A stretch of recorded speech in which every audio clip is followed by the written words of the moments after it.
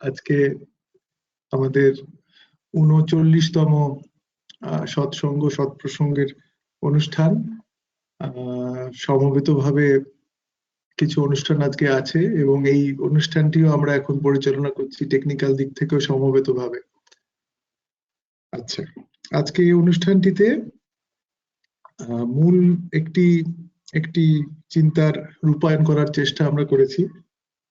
সেটি হচ্ছে যে পাঠ, বাবা ঠাকুরের যেরকম পূর্ণাঙ্গ ভাষণ আমরা শুনি, সেই রকম পূর্ণাঙ্গ ভাষণ পাঠ করার একটি চেষ্টা আজকে আমরা করব। পূর্ণাঙ্গ ভাষণটি একটি পূর্ণাঙ্গ আহার। এই আহারটি খণ্ড খণ্ড করে নেওয়ার উপায় যদি একসঙ্গে নেওয়া যায়, পুরো আহারটি সেইভাবেই দেওয়া গুরুমুখে, সেইভাবেই আমরা পাবো। যদি খুব বড় ভাষণ হয় বা ডিকটেশন হয় যে বইগুলো, সেগুলো আমরা পারি না, কিন্তু শ্রী সানাইয়ের কথামুখ যেটি স্ক্রিনে দেখা যাচ্ছে, 2020 সালের শ্রী পঞ্চমী তিথির কথামুখ, যেটি আমরা গ্রুপে দিয়েছি, সেইটি আজকে আমরা সম্পূর্ণ পড়বো সমবেতভাবে। অনেকে পড়ায় অংশগ্রহণ করবেন এবং আপনাদের জানাতে চাই যে গ্রুপেও আমরা দিয়েছিলাম, যাতে আপনারা একবার, কমপক্ষে একবার দুবার যাতে পড়ে নিই আমরা। যারা যারা আজকে পাঠ করবে এবং তাছাড়াও বেশ কয়েকজন, আমরা প্রায় 4 বার বা 4 বারের বেশি এই কথামুখটি অলরেডি পাঠ করেছি এবং দীর্ঘ অনেকবারই পাঠ করার ফলে একটা যে অন্যরকম সম্পর্ক তৈরি হয় এই গুরুবাণীগুলোর মধ্যে দিয়ে, গুরুবাণীর কথাগুলির যে মর্মার্থ, সেই মর্মার্থ কিছু কিছু উকিঝুঁকি দেয় আমাদের, এই যখন আমরা অনেক সময় ধরে প্রীতিপূর্বক আনন্দ ভরে এই জিনিসটি সঙ্গ করি। তো এইরকম ভাবে একটি পাঠ শুরু করা এবং এই পাঠ করার কালচার তৈরি করা, আজকে তার রূপায়ণের চেষ্টাই আমরা করছি। আপনারা জানাবেন কেমন আপনাদের লাগবে এবং আপনারাও যুক্ত হবেন ঠিক এইভাবেই। একবার পাঠে ঠিক বোঝা যায় না, কি আমরা পড়লাম ঠিক করে বোঝাই যায় না। তো এটি একটি প্রধান ঘোষণা আমার তরফ থেকে। আর আপনাদের সঙ্গে থাকবেন, আপনারাও পাঠে অংশগ্রহণ করবেন। এই আজকের অনুষ্ঠান সূচি এরকম যে প্রথমেই আমরা বাবা ঠাকুরের একটি গান, একটি অল্প গান, গানের একটি অংশ, তারপরে একটু ভাষণের অংশ এবং আরেকটি গান। এই অল্প একটি অংশ আমরা এই 10-15 মিনিট শুনবো।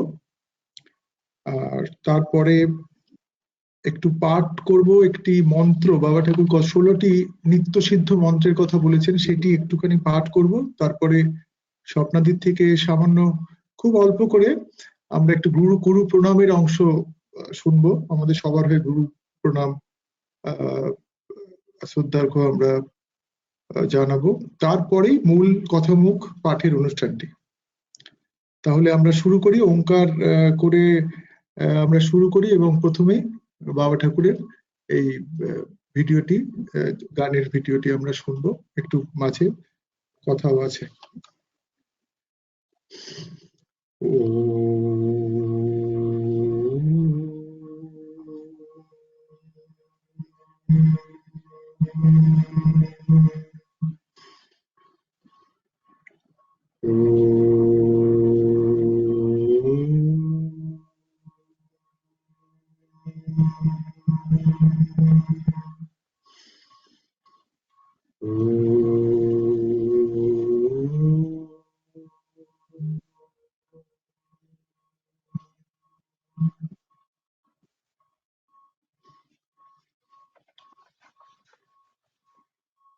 ওরে মানুষ ভাই,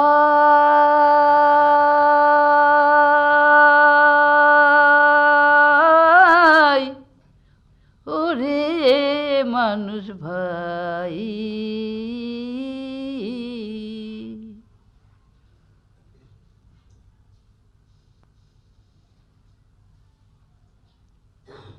তোমার আপন কথা তোমারে শোনাই,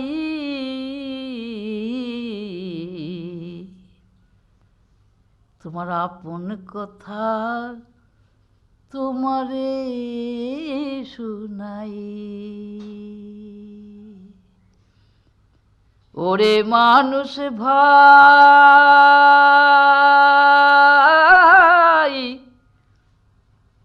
তোমার আপন কথা এবার তোমারে শোনাই।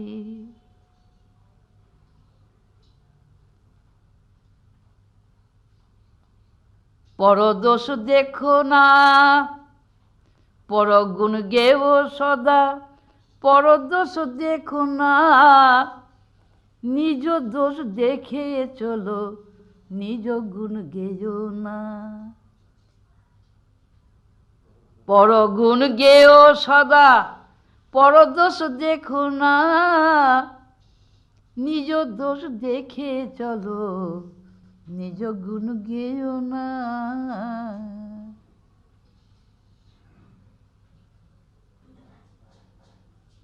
অপরকে দিও মান, নিজে মান নিও না।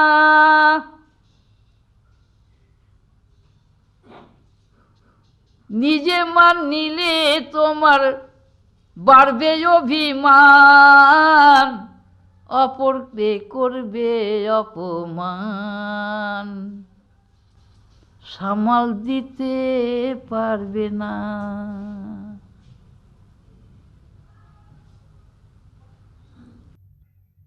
আমরা অনেক কিছু জানি, আবার অনেক কিছু জানি না। লাভ কি? হ্যাঁ, কাছে আমাদের জীবন চলে, we know so many thing, we know not so many thing. তাহলে জ্ঞান আর অজ্ঞানের মধ্যে বাস করছি আমরা। No, rise up, you are not born, so you have no death at all. আর one who is not born has no change at all. One who is unchangeable is indivisible, infinite one. কথাগুলো follow করো।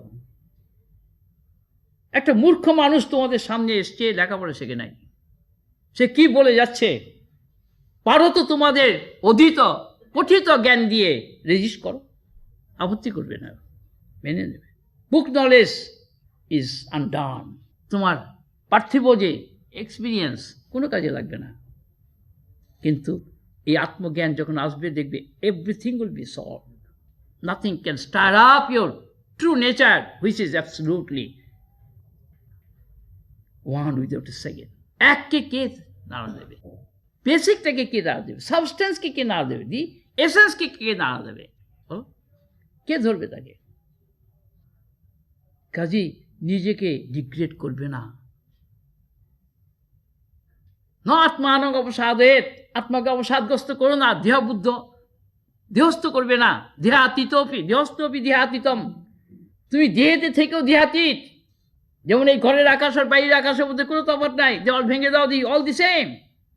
So is the cell within and so is the cell above and all around. The consciousness is all pervading, indivisible. Nothing can make any division there. আর division তৈরি করবে সে বুদ্ধি করতে হবে, বুদ্ধিটাকে ব্যবহার করতে হবে। You can't go above your consciousness. এই রোবার সায়েন্সটা মানুষ ভুলে আছে।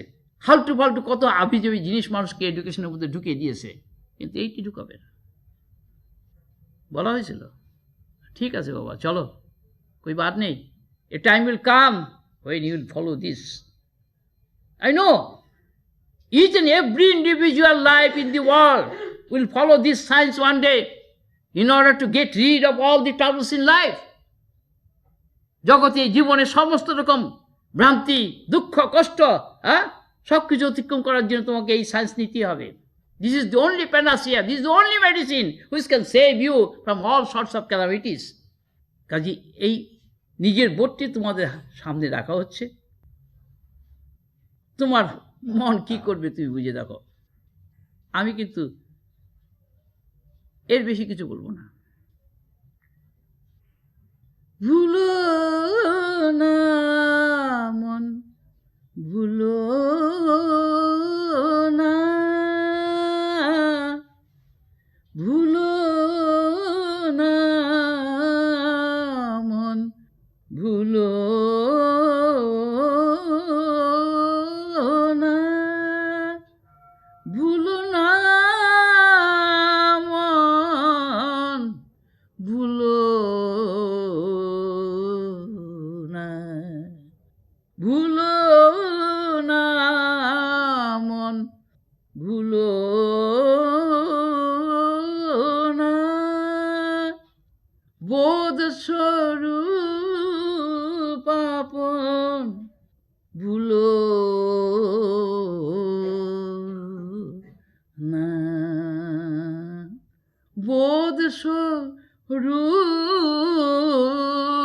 আপন, ভুলো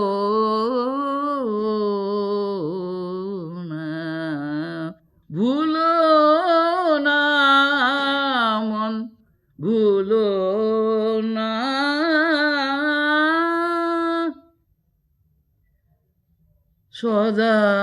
সদানন্দ চিদানন্দ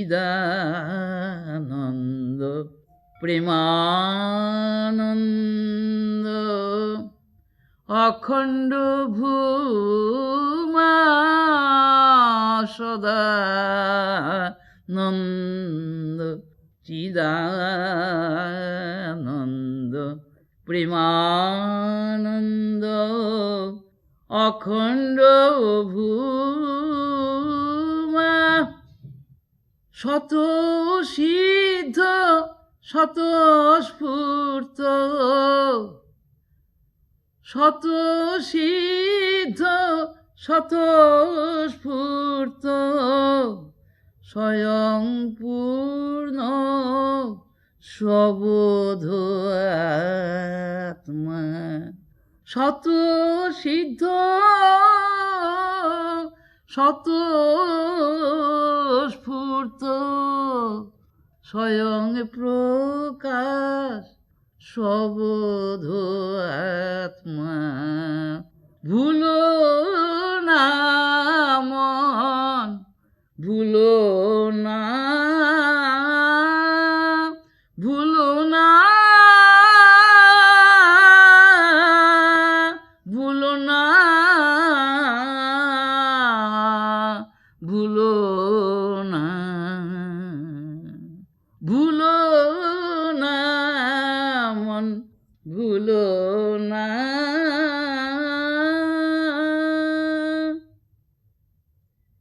সবোধ আপন, ভুলো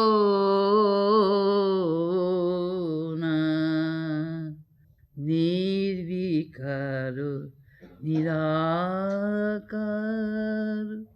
নির্বিকল্প নিরলম্ব, নির্বিকার নিরাকার,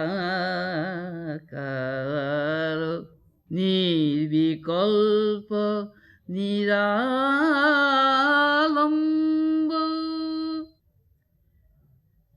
প্রশান্ত অনন্ত অমৃত শান্ত, প্রশান্ত অনন্ত অমৃত স্বরূপ আপন, নিত্যাদ্বৈত নির্বাসনা, নিত্যাদ্বৈত নির্বাসনা, ভুলো না মন, ভুলো না, সবোধ আপন, ভুলো না, ভাবাতীত দ্বন্দ্বাতীত ভেদাতীত গুণাতীত, ভাবাতীত দ্বন্দ্বাতীত ভেদাতীত গুণাতীত, নিরাধার সর্বাধার সর্বাকার সর্বাত্মা নিরাধার সর্বাধার নিরাকার সর্বাত্মা স্বানুভব দেব অক্ষর ঈশ্বর স্বানুভব দেব স্বয়ং অক্ষর ঈশ্বর ব্রহ্ম আত্মা বোধ লক্ষণ ব্রহ্ম আত্মা শুধু বোধ লক্ষণ ভুলো না মন ভুলো না সবোধ আপন ভুলো না সদানন্দ চিদানন্দ প্রেমানন্দ অখণ্ড ভূমা সদানন্দ চিদানন্দ প্রেমানন্দ অখণ্ড ভূমা শত সিদ্ধ শত স্ফূর্ত স্বয়ং পূর্ণ সবোধ আত্মা শত সিদ্ধ শত স্ফূর্ত স্বয়ং প্রকাশ সবোধ আত্মা ভুলো না মন ভুলো না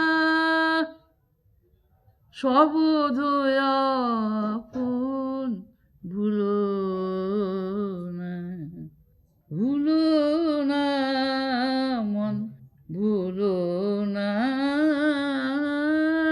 সবোধ আপন ভুলো না। মনের কাছে জোর করা হলো না, মনের কাছে রাখা হলো মনের স্বরূপ। তা কি করতে হবে? সংসারে অনেক কিছু তোমরা নিয়ে মাতামাতি করো, কিন্তু এর কাছে যা শুনছ সে কিন্তু সম্পূর্ণ আলাদা বস্তু। যার কণা মাত্র যদি তোমাদের ভিতরে জাগে, তাহলে তোমরা নিজেদের মুক্ত স্বরূপ, আনন্দ স্বরূপ এবং পূর্ণ স্বরূপ অনুভব করতে পারবে, যার মধ্যে সত্যি কোনো বিকল্প নেই।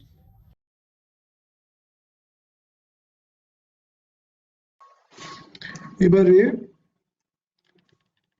পাকা আমি ও কাঁচা আমি বইটি থেকে একটি বিশেষ অংশ, যেখানে বাবা ঠাকুর একটি জায়গায় 16টি নিত্যসিদ্ধ মন্ত্রের কথা বলেছেন, সেই বিশেষ জায়গাটি পাঠ করবে কুণাল।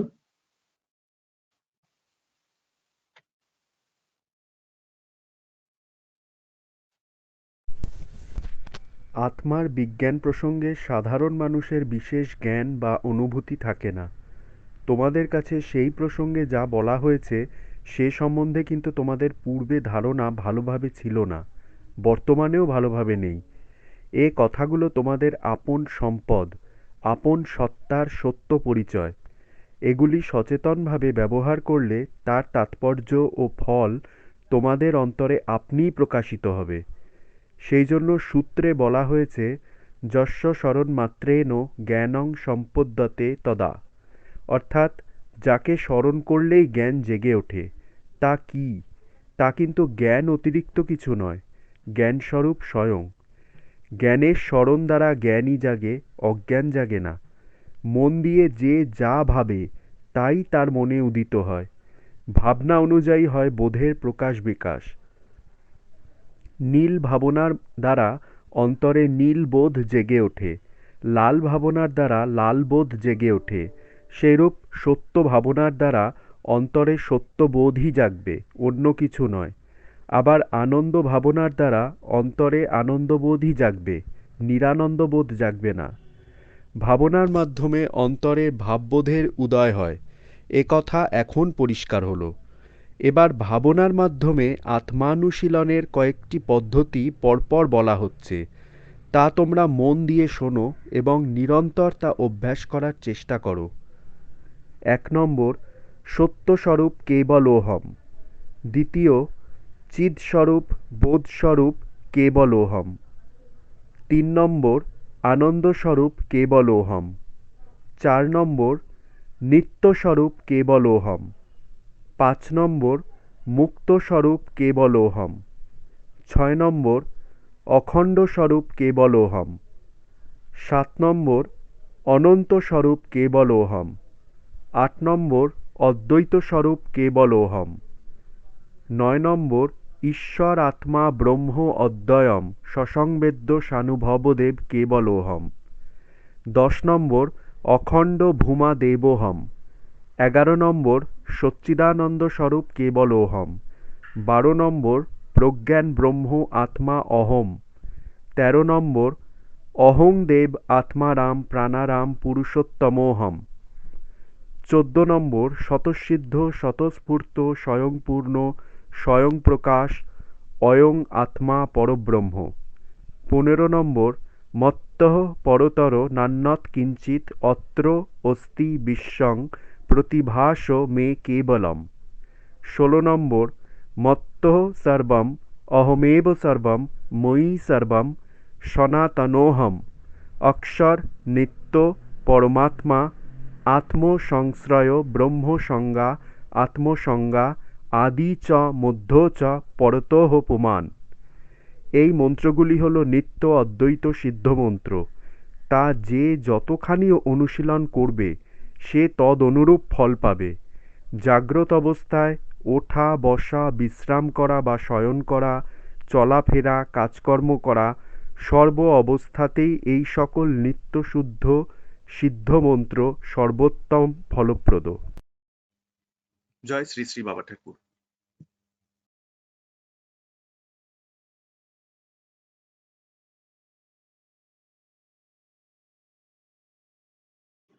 এবারে স্বপ্নাদি আপনার থেকে একটু আপনি গুরু বন্দনা করবেন, আমরা একটু শুনবো গুরু বন্দনা। জয় শ্রী শ্রী বাবা ঠাকুরের জয়।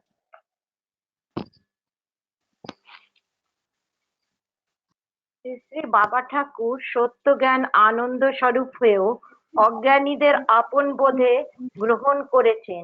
দুঃখী সুখী গরিব বড়লোক পাপী পুণ্যাত্মা সকলকেই সমান জ্ঞান করতেন। একজন পারফেক্ট টিচারের মতো ছোট বড় যোগ্য অযোগ্য সকলকেই আন্তরিকভাবে জ্ঞানের আলো দিয়ে সমৃদ্ধ করতে চেষ্টা করেছেন। কাউকে ডিসকারেজও করেননি, রিজেক্টও করেননি। যারা অযোগ্য তাদের আরো কাছে টেনেছেন, নিজের কষ্টের কথা ভাবেননি। শ্রী শ্রী বাবা ঠাকুরের মধ্যে কি বিরাট ধৈর্য প্রেম ভালোবাসা ছিল, কাউকে প্রাণে আঘাত দিতেন না। কি বিরাট তার হৃদয় ছিল, কি বিরাট সংবেদনশীলতা ছিল, তার ভালোবাসার তুলনা ছিল না। গুরুর হয়েও কি হাম্বল ছিলেন। তাকে অনায়াসে আমাদের মধ্যে পেয়ে কোনো মূল্য দিতে পারিনি, শুধু ওনাকে একজন কাছের লোক আপনজনের মতন মনে হতো মাত্র। তিনি যে স্বয়ং ভগবান মানুষের দেহ ধারণ করে মানুষকে অজ্ঞান থেকে জ্ঞানের দিকে, বহুত্বের থেকে একের দিকে, অশান্তি থেকে শান্তির দিকে, স্বার্থপরতা থেকে ত্যাগের দিকে প্রেমের দিকে চালিত করতে এসেছেন, আত্মবোধে প্রতিষ্ঠিত করতে এসেছেন, তা কখনো ভাবতে পারিনি। দেহত্যাগ করার পরেই একটু একটু উপলব্ধি করছি তাই কৃতজ্ঞ অন্তরে গীতার অন্তর্গত অর্জুনের স্তুতি দ্বারা স্তুতি করে শ্রী শ্রী বাবা ঠাকুরের কাছে ক্ষমা প্রার্থনা করছি। त्वमादिदेवः पुरुषः पुराणः तमस्य विश्वस्य परं निधानं वेत्तासि वेद्यं च परं च धाम त्वया ततं विश्वमनन्तरूप।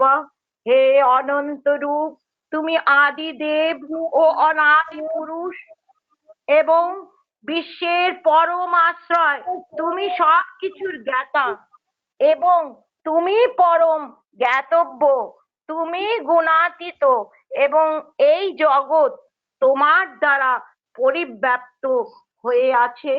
নমো নমস্তেস্তু সহস্রকৃত্বা পুনশ্চ ভূয়োপি নমো নমস্তে।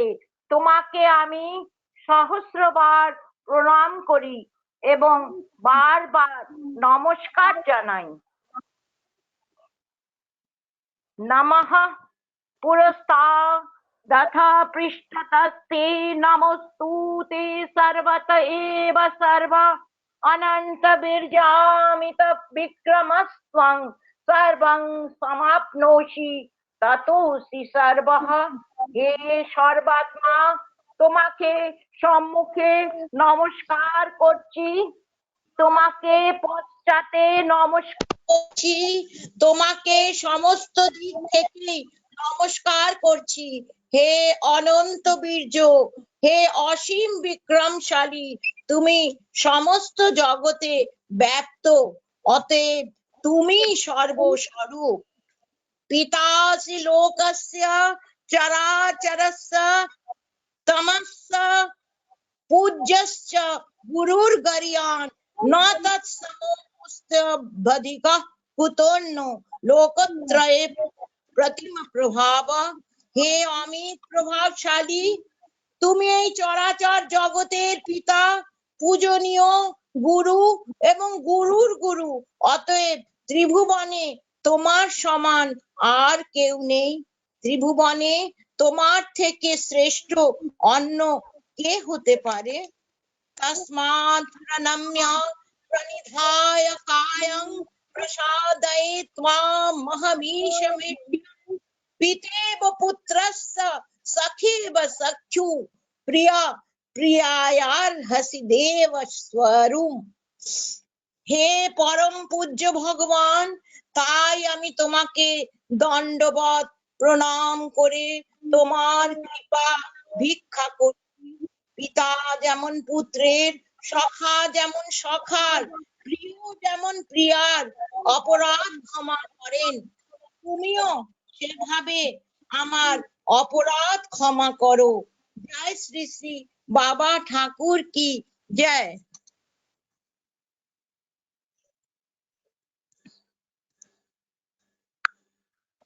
গীতার কয়েকটি শ্লোক থেকে স্বপ্নাদি পাঠ করে শোনালেন, সঙ্গে অনুবাদ অর্থ সরলার্থ ছিল।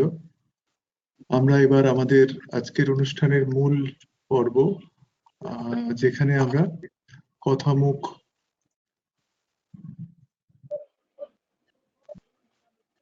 থেকে 2020 সালের যেই লকডাউনের পূর্বে যেই সানাই সংখ্যাটি বেরিয়েছিল সেটি আমরা পাঠ করব। পাঠ করছেন ঈশানী, কমলা, চম্পা ও মুক্তিদি। আমরা একটি টিম ফর্ম করেছিলাম, আরো কয়েকজন তার মধ্যে ছিল, তারাও মিনিমাম চারবার করে পড়েছে। আর আপনাদের থেকেও শুনতে চাইবো পরে যে আপনারা কিরকম পড়েছেন, আপনাদের কিরকম লেগেছে, কেমন লেগেছে, এবং আপনারা কি নতুন রত্নের সন্ধান পেয়েছেন এই কথামুখ থেকে। তাহলে আমরা স্ক্রিনে একটু বড় করে দেখব এবং আপনারা স্ক্রিনে চোখ রাখবেন, আমরাও পড়বো একই সঙ্গে। প্রথমে পড়বে, আমি আলাদা করে আর ডাকবো না, প্রথমে পড়বে ঈশানী। একটু একটু অংশ বিভক্ত করে নিয়েছি আমরা, একজন এতক্ষণ পড়তেও অসুবিধা হবে তার জন্য। ঈশানী প্রথমে, তারপরে অম্লান, তারপরে চম্পা। এবং শেষে মুক্তি দিয়ে কিছু বিশেষ অংশ হাইলাইটেড পোর্শনস আছে, সেগুলিকে একটু আরেকবার বলবেন। আমরা শুরু করি। জয় শ্রী শ্রী বাবা ঠাকুর। সংসারে মানুষ শুদ্ধ জ্ঞানের আশ্রয় নেয় না, মিশ্র জ্ঞানের আশ্রয় নেয়, মতলবী ভক্তির আশ্রয় নেয়। প্রতিনিয়ত অজ্ঞানের সাথে মোকাবিলা করতে হয় বলে অজ্ঞানকে এড়িয়েও থাকতে পারে না। মিশ্র জ্ঞান দিয়ে মুক্তি, ঈশ্বর দর্শন, আত্মদর্শন হয় না। যে জ্ঞানের অভাবে দেহ দেহাত্ম বুদ্ধি ও পরিদৃশ্যমান বিকারী জগৎকে সত্য মানা হয়, তাহাই মিশ্র জ্ঞান। শুদ্ধ জ্ঞান দৃষ্টি যার খুলেছে, তার কথায় সেই জ্ঞানের কথাই থাকে। তা সাধারণ মতবাদের সাধকের সঙ্গে মেলে না বলেই তারা আহত হয়, কষ্ট পায়। তাই সত্য জ্ঞানীর পক্ষে অজ্ঞানীর সঙ্গে সহবাস সম্ভব হয় না। জ্ঞানীর বিবেক বিচার সদা জাগ্রত থাকে বলে কোন রকম দ্বৈত বিকারের সাথে তার যোগাযোগ থাকা কখনোই সম্ভব নয়। মিশ্র জ্ঞানের অধিকারীরা এসব বোঝে না। অজ্ঞানের প্রতি মোহ, যা আপন নয় তাকে আপন ভাবা ও কল্পিত কল্পনা, এই তিনটে নিয়েই হয় সংসার। জ্ঞানীর কাছে জ্ঞানও নেই, অজ্ঞানও নেই, আছে শুধু এক আমি। এগুলো কোনো ইন্টেলেকচুয়াল কনভিকশন নয়। ইন্টেলেকচুয়াল কনভিকশন হলো অজ্ঞানজাত মন বুদ্ধির খেলা। মন বুদ্ধি কিন্তু তার অধিষ্ঠান কূটস্থকে জানতে পারে না, যদিও কূটস্থ আত্মার জ্যোতিতেই তারা সক্রিয়। মন অমন হলে, বুদ্ধি গলে গেলে বোধস্বরূপ কূটস্থ আত্মা স্বয়ং প্রকাশিত হন। মানুষের মিশ্র জ্ঞানেই হয় যত দুঃখ অশান্তি। শুদ্ধ জ্ঞানে কোনো দুঃখ অশান্তি নেই, কারণ সেখানে দুই নেই, বিরোধ দ্বন্দ্ব আসবে কোথা থেকে? অজ্ঞানী মানুষকে করে অভিমানী। অজ্ঞানী মানুষকে কোথা থেকে কোথায় টেনে আনে। নামিয়ে আনাই অজ্ঞানের খেলা। আর পুঁথিগত বিদ্যা বা বুক নলেজই হলো অজ্ঞানের লক্ষণ।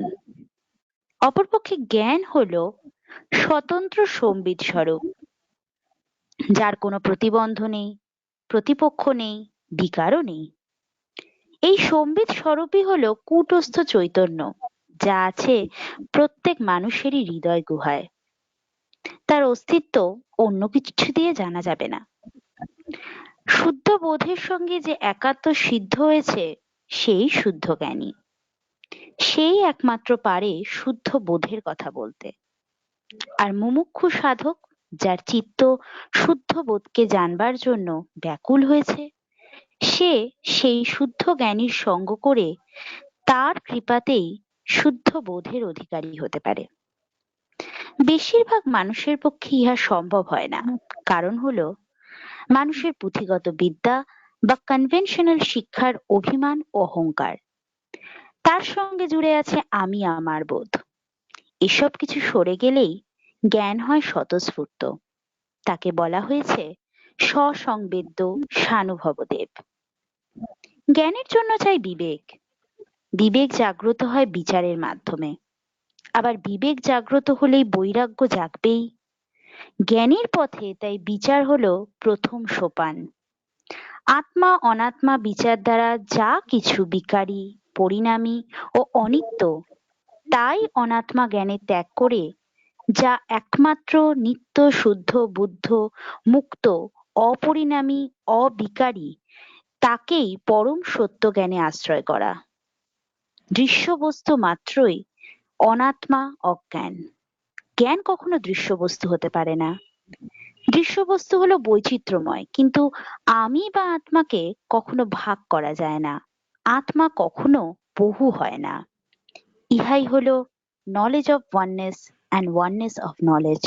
একে কখনোই বিকৃত করা যাবে না। অজ্ঞানী নিজেকে জ্ঞানী ভাবে। সাধারণ মন সব সময় অবিদ্যা, অজ্ঞানের সেবা করে। কিন্তু যে মন বোধের সেবা করে, সে মন হলো অমন। মন অমন হলেই শুদ্ধ বোধ স্বরূপের সঙ্গে একীভূত হয়। কিন্তু তোমাদের মন সব সময় ছুটছে ব্যক্তি বস্তুর পিছনে, ভোগের সন্ধানে। তাই পুরুষ ছুটছে নারীর পেছনে, নারী ছুটছে পুরুষের পেছনে। কিন্তু কিসের আকর্ষণে? প্রতিটি দেহ তো অস্থি, মজ্জা, মাংস, স্নায়ু ও হাড়ের সমষ্টি। এছাড়া তাদের মধ্যে এমন কি আছে যা একে অপরকে আকর্ষণ করে? এই আকর্ষণ ব্যাপারটাই মনের। যার বিচার আছে, তার বিবেক জাগ্রত, তার আর কোনো আকর্ষণই থাকে না। একমাত্র যা সত্য, নিত্য, তাহাই তার কাম্য। জ্ঞানী অজ্ঞানী উভয়ই গৃহে বাস করে। অজ্ঞানীর গৃহ হলো বিষয় আশয় ও দেহবুদ্ধি, অর্থপ্রাপ্তি অপ্রাপ্তির হিসেব ক্ষেত্র।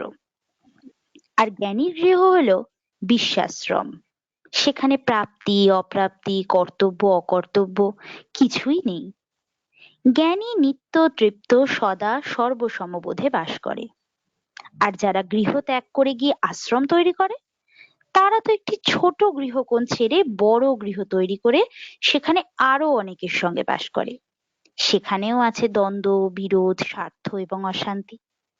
কিন্তু এই বিশ্বই যার কাছে একটা আশ্রম, তার আর দ্বিতীয় আশ্রম করার কি প্রয়োজন? অজ্ঞানী সংসারে বাস করে। সামান্য সুযোগে তারা তাদের কাম, ক্রোধ, লোভ, মোহ, মদ, মাৎসর্যকে জাগিয়ে তোলে এবং এইসব রিপুর বশবর্তী হয়ে চলে। কিন্তু যার বিবেক জাগ্রত হয়, সে আর সংসারে থাকে না। সংসার তার ছুটে গিয়ে হয় সমসার। তখন তার আর ব্যক্তি বস্তুর পৃথক অস্তিত্ব থাকে না। এই প্রসঙ্গে তোমাদের এক জ্ঞান সাধকের গল্প বলি। সেই জ্ঞান সাধক প্রতিদিন ধ্যানে বসে একাগ্র হলেই তার আগের জন্মের সুন্দরী স্ত্রীর মুখটি ভেসে ওঠে। সাধক বিব্রত বোধ করে, তার ধ্যান আর সিদ্ধ হয় না। দৃশ্য শূন্য অনামী জ্ঞানের সন্ধান পায় না। ব্যতিব্যস্ত হয়ে সাধক এসবের সমাধানের আশায় অনেকেরই কাছে গেলেন। কেউই বিশেষ কোনো আশার কথা শোনালেন না। অবশেষে সাধকের সঙ্গে একজন তত্ত্বজ্ঞের দেখা হয়। তিনি সেই তত্ত্বজ্ঞের কাছে তার অসুবিধার কথা বলেন। ঈশ্বরের জন্য সংসার ছেড়েছি ঠিকই, কিন্তু সংসার আমাকে ছাড়েনি। সব শুনে সেই ব্রহ্মজ্ঞ তাকে ব্রহ্ম বিচারের দৃষ্টিতে তত্ত্ব ভাবনার বিজ্ঞান দিলেন।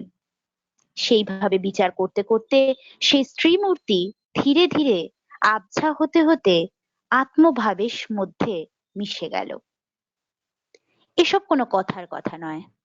যার বোধ নয়ন খুলে গেছে, সে বোধের দৃষ্টিতে বোধ ছাড়া আর কিছুই দেখে না। এসব ইন্টেলেক্টের কোনো ব্যাপারই নয়। তোমরা তো ভিজুয়াল প্যানোরামার মধ্যে আটকে আছো। আর যিনি কোনো ব্যক্তি বস্তু কিছুই দেখেন না, শুধু জ্ঞানকেই দেখেন, তার কথাও তোমাদের মনে ধরে না। তার কোনো কথাই মানো না, কিন্তু অনুযোগ করো, কিছুই তো হলো না, এত তো শুনলাম। জ্ঞানীর কাছে নারীর কোনো রূপই নেই, অথবা একটি সুন্দরী নারী ও একটি কুৎসিত নারীর মধ্যে কোনো ভেদই নেই। একই মাটি দিয়ে তৈরি হয় লক্ষ্মী, সরস্বতী, কার্তিক, গণেশ, মা দুর্গা, অসুর ও সিংহাদি। কুম্ভকার জানে এগুলি সবই মাটি মাত্র, কিন্তু সংসারী ঘরে এনে তাদের আলাদা আলাদা করে পূজা করে অন্তরের কামনা বাসনা পূরণের আশায়।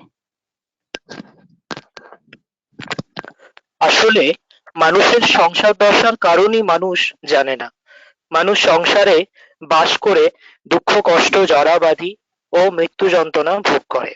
যদিও তত্ত্বজ্ঞের কাছে গেলে এই সব থেকে উদ্ধারের পথ পায়, কিন্তু অজ্ঞানের এমনই মোহ আকর্ষণ যে এই অজ্ঞান থেকে সে বেরিয়ে আসতে পারে না, চায়ও না।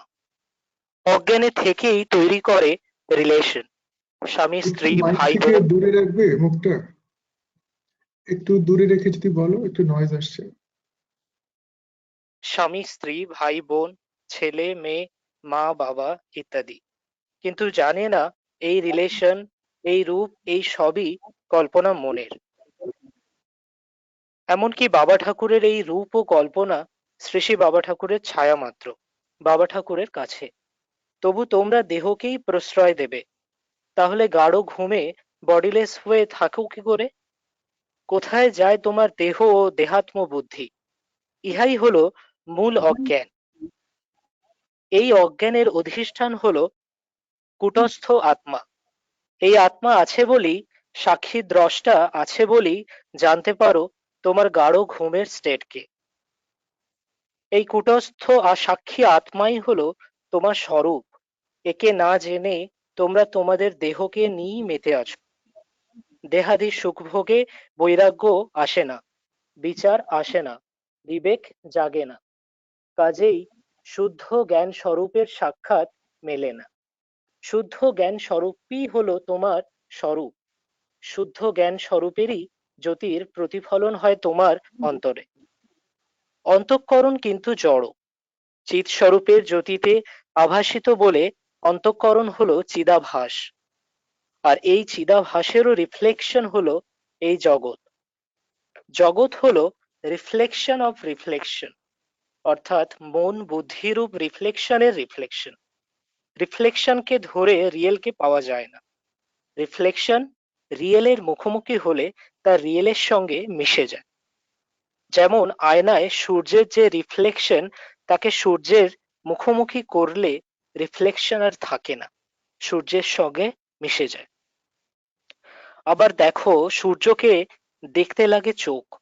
চোখের আলো কিন্তু সূর্যের আলো নয়। বস্তুকে দেখতে লাগে চোখের আলো ও চোখ। আবার চোখকে দেখতে লাগে দরকার চিদাভাসের। আবার চোখকে দেখার জন্য দরকার চিদাভাসের। বিবেক জাগলে কি হয় তা একমাত্র যার বিবেক জেগেছে সেই একমাত্র বলতে পারে। বিবেক সমস্ত রকম ভোগের উপকরণ থেকে মনকে সরিয়ে অন্তরকে একাগ্র করে, শান্ত করে। তোমরা তো সিনেমার মধ্যে নারী পুরুষ দেখেও তার মধ্যে লিপ্ত হয়ে যাও। যে কামী সে লিপ্ত হয়, আর যে জ্ঞানী সে নির্লিপ্ত ভাবে দেখে। অবিবেকী ছায়া দেখেও ভয় পায়। তাই তো অজ্ঞানী দড়িকে সাপ ভেবে ভয় পায়। শুক্তিতে রজত লোপ করে, জলভ্রমে মরীচিকার পিছনে ছুটে তার মৃত্যু হয়। মানুষ জ্ঞানকে জীবনে ব্যবহার না করে ব্যবহার করে কর্ম। জ্ঞানে কোনো কর্ম নেই। কর্ম থেকেই আসে কর্তৃত্বাভিমান। মানুষের এই অভিমানকে নাশ করার জন্য, অহংকারকে চূর্ণ করার জন্য চাই অন্তরের ব্যাকুলতা। সেই ব্যাকুলতা তীব্র হওয়া চাই। জলে ডুবন্ত মানুষের বাঁচবার জন্য যে আকুলতা, অর্থাৎ মৃত্যু থেকে রেহাই পাওয়ার জন্য যে আকুলতা, সেই রকম ব্যাকুলতা জাগবে আত্মজ্ঞানের জন্য। তখনই আসবে সদ্গুরুর কৃপা, আত্মগুরুর কৃপা। মানুষের দেহ বুদ্ধি থেকেই নেমে আসে আমার আমার ভাব। তোমরা নিজেকে দেহ থেকে আলাদা ভাবতেই পারো না। এটাই হলো অজ্ঞান। এই অজ্ঞান শুদ্ধ স্বরূপে যে আবরণ সৃষ্টি করে, তারই ওপর অবিদ্যা মায়া সত্য রজ ও তম গুণে যে খেলা করছে, তাই হলো বিক্ষেপ। অজ্ঞানের কার্য হলো আবরণ, ও আবরণের কার্য হলো বিক্ষেপ বা বৈচিত্র্য। এই অজ্ঞান, আবরণ ও বিক্ষেপই হলো জীবের বন্ধনের কারণ। এই বন্ধন দশা ভোগ করে চিদাভাস বা জীব। এই বন্ধন দশা ভোগ করে চিদাভাস বা জীব। তাই সে সব কিছুকে আমার আমার করে ভোগ করতে চায়। সে মানে না, মানতে পারে না যে সে যাকে আমার বলে তা তার নয়, প্রকৃতির। তার ফলেই তার দুঃখ, জরা ব্যাধি, শোক ও মৃত্যু যন্ত্রণা। এই বিক্ষেপ যন্ত্রণা থেকে মুক্তি পাওয়ার জন্যই মানুষ যায় সদ্গুরুর কাছে। একবার সদ্গুরুর সন্ধান পেলে তিনিই বলে দিতে পারেন এই বিক্ষেপ থেকে বেরিয়ে আসবার উপায়। এই ডাইরেক্ট নলেজের একটা ইম্প্যাক্ট হয় তার জীবনে, যা তাকে তার বিক্ষেপ থেকে বেরিয়ে আসতে সাহায্য করে। এতদিন সে জানতো তার দুঃখ ভোগের কুল কিনারা নেই। এখন সে জানে যে শুদ্ধ বোধস্বরূপ একজন আছে। সে তাকে মানতে শুরু করে। অর্থাৎ আমি আমার শুদ্ধ স্বরূপকে জানি না, এই শুদ্ধ স্বরূপ যাকে আমি ভুলে আছি, তাকে জানলেই হবে আমার সর্ব দুঃখের অবসান। যেমন এই জন্ম মৃত্যু হয় দেহের, আর সেই জন্ম মৃত্যুজনিত দুঃখ ভোগ করে জীব। আবার জীবের অন্তরেই আছে সেই নির্বিকার বোধস্বরূপ কূটস্থ চৈতন্য। অভ্যাস দ্বারা নিজেকে শুদ্ধ, বুদ্ধ, মুক্ত, বোধস্বরূপ, আত্মস্বরূপ ভাবনাকে দৃঢ় করতে হবে। এটাই পরোক্ষ জ্ঞান। এই পরোক্ষ জ্ঞানের পর আসে অপরোক্ষ জ্ঞান। সমস্ত জগৎ বস্তুকে বিচার দ্বারা অনিত্য, অস্থায়ী, বিকারী, পরিণামী ও স্থায়ী, নিত্য, অপরিণামী ও অবিকারী এই দুই ভাগে ভাগ করে যা বিকারী ও পরিণামী তাকে ত্যাগ করতে করতেই বিবেক জাগ্রত হবে। বিবেক জাগ্রত হলে আর অনিত্য, বিকারী বস্তু মনকে বিব্রত করতে পারবে না। মন হবে শান্ত, স্থির। শান্ত, স্থির, অচঞ্চল মনে আত্মসূর্য আপনি স্বয়ং প্রকাশ হবে, আত্মজ্ঞান জাগ্রত হবে। জ্ঞান লাভের পূর্বের ভক্তি হলো আসক্তির পর্যায়, কিন্তু জ্ঞান লাভের পরের ভক্তি হলো শুদ্ধা ভক্তি। জ্ঞান বা ভক্তি দুই ক্ষেত্রেই মনের বহির্মুখী প্রবণতাকে রুদ্ধ করে অন্তর্মুখী করতে হয়। মনকে অন্তর্মুখী করতে একমাত্র সহায়ক হলো সদ্গুরুর বাণী। কামনা বাসনা মুক্ত মনে সদ্গুরুর বাণী সহজে জায়গা করে নিতে পারে। যেমন মাটির দেওয়ালে পেরেক গাঁথা সহজ, পাথরের দেওয়ালে পেরেক গাঁথাই যায় না, পেরেকই বেঁকে যায়। তেমনি তোমাদের মন হলো পাথরের দেওয়াল, সেখানে সত্য বাঘ ঢুকবার পথই পায় না, বেরিয়ে আসে। 1 কেজি দুধের পাত্রে 2 কেজি দুধ ঢাললে যেমন তা উছলে পড়ে যায়, তেমনি তোমাদের চিত্ত তো কামনা বাসনায় পূর্ণ, সেখানে গুরুবাণীর জন্য কোনো জায়গাই নেই, তাই সব উছলে পড়ে যাচ্ছে। মনের মধ্যে একটু জায়গা করতে অনিত্য, অস্থায়ী, বিকারী ভোগ বাসনাকে ত্যাগ করতে হবে। তাতে কিছুটা জায়গা তো নিশ্চয়ই হবে। তার জন্যই নিজেকে নিজের ভেতরে ঢুকতে হবে। মানুষ নিজের মধ্যে নিজে ঢুকতে চায় না, বাইরে ছড়িয়ে দিতে ভালোবাসে নিজেকে। কিন্তু ঘুমের সময় তো আর মন বাইরে থাকে না, ঢুকে যায় নিজেরই মধ্যে। তখন তো আর জগৎ থাকে না, থাকে অপার শান্তি। নিজের মধ্যে ঢুকে গেলে আর বাইরের আকর্ষণ থাকে না। আর একবার যদি অন্তর বাহির এক হয়ে যায়, তো তখন কে আর কোথায় ঢুকবে, সবই একাকার হয়ে যায়। তখনই হয় একের জ্ঞান। আসল ধর্মই হলো একের জ্ঞান। সেখানে রূপ নেই, ভাব নেই, আমি আমার, তুমি তোমার নেই, সেখানে শুধু এক আমিই বিরাজমান। গাঢ় ঘুমে সংসার থাকে না, কিন্তু ঘুম থেকে উঠলেই সংসার। এই অনিত্য সংসারকে জ্ঞানাভ্যাস দিয়েই তাড়াতে হবে। সংসারে সবাই স্বার্থপর, স্বার্থ নিয়েই চলে এই সংসার।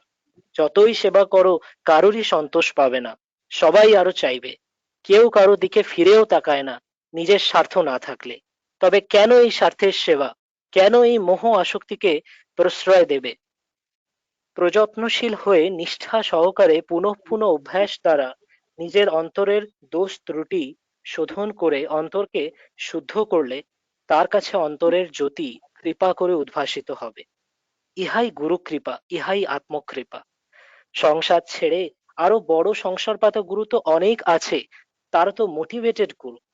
একমাত্র নিজ বোধস্বরূপ আত্মা ভিন্ন আর কেউই মোটিভলেস নয়। আত্মাই হলো আসল গুরু। যে গুরুর মোটিভ আছে তিনি আত্মজ্ঞ গুরু নন।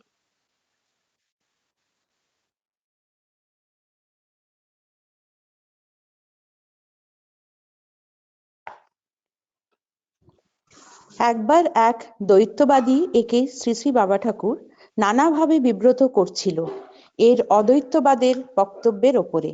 তাদের শেষ পর্যন্ত বলা হলো, তোমাদের স্বার্থে আঘাত লেগেছে বলেই তোমরা একে আঘাত করছো, কিন্তু ভুলেও ভেবো না এইভাবে তোমরা আমাকে দ্বৈতবোধে নামাতে পারবে।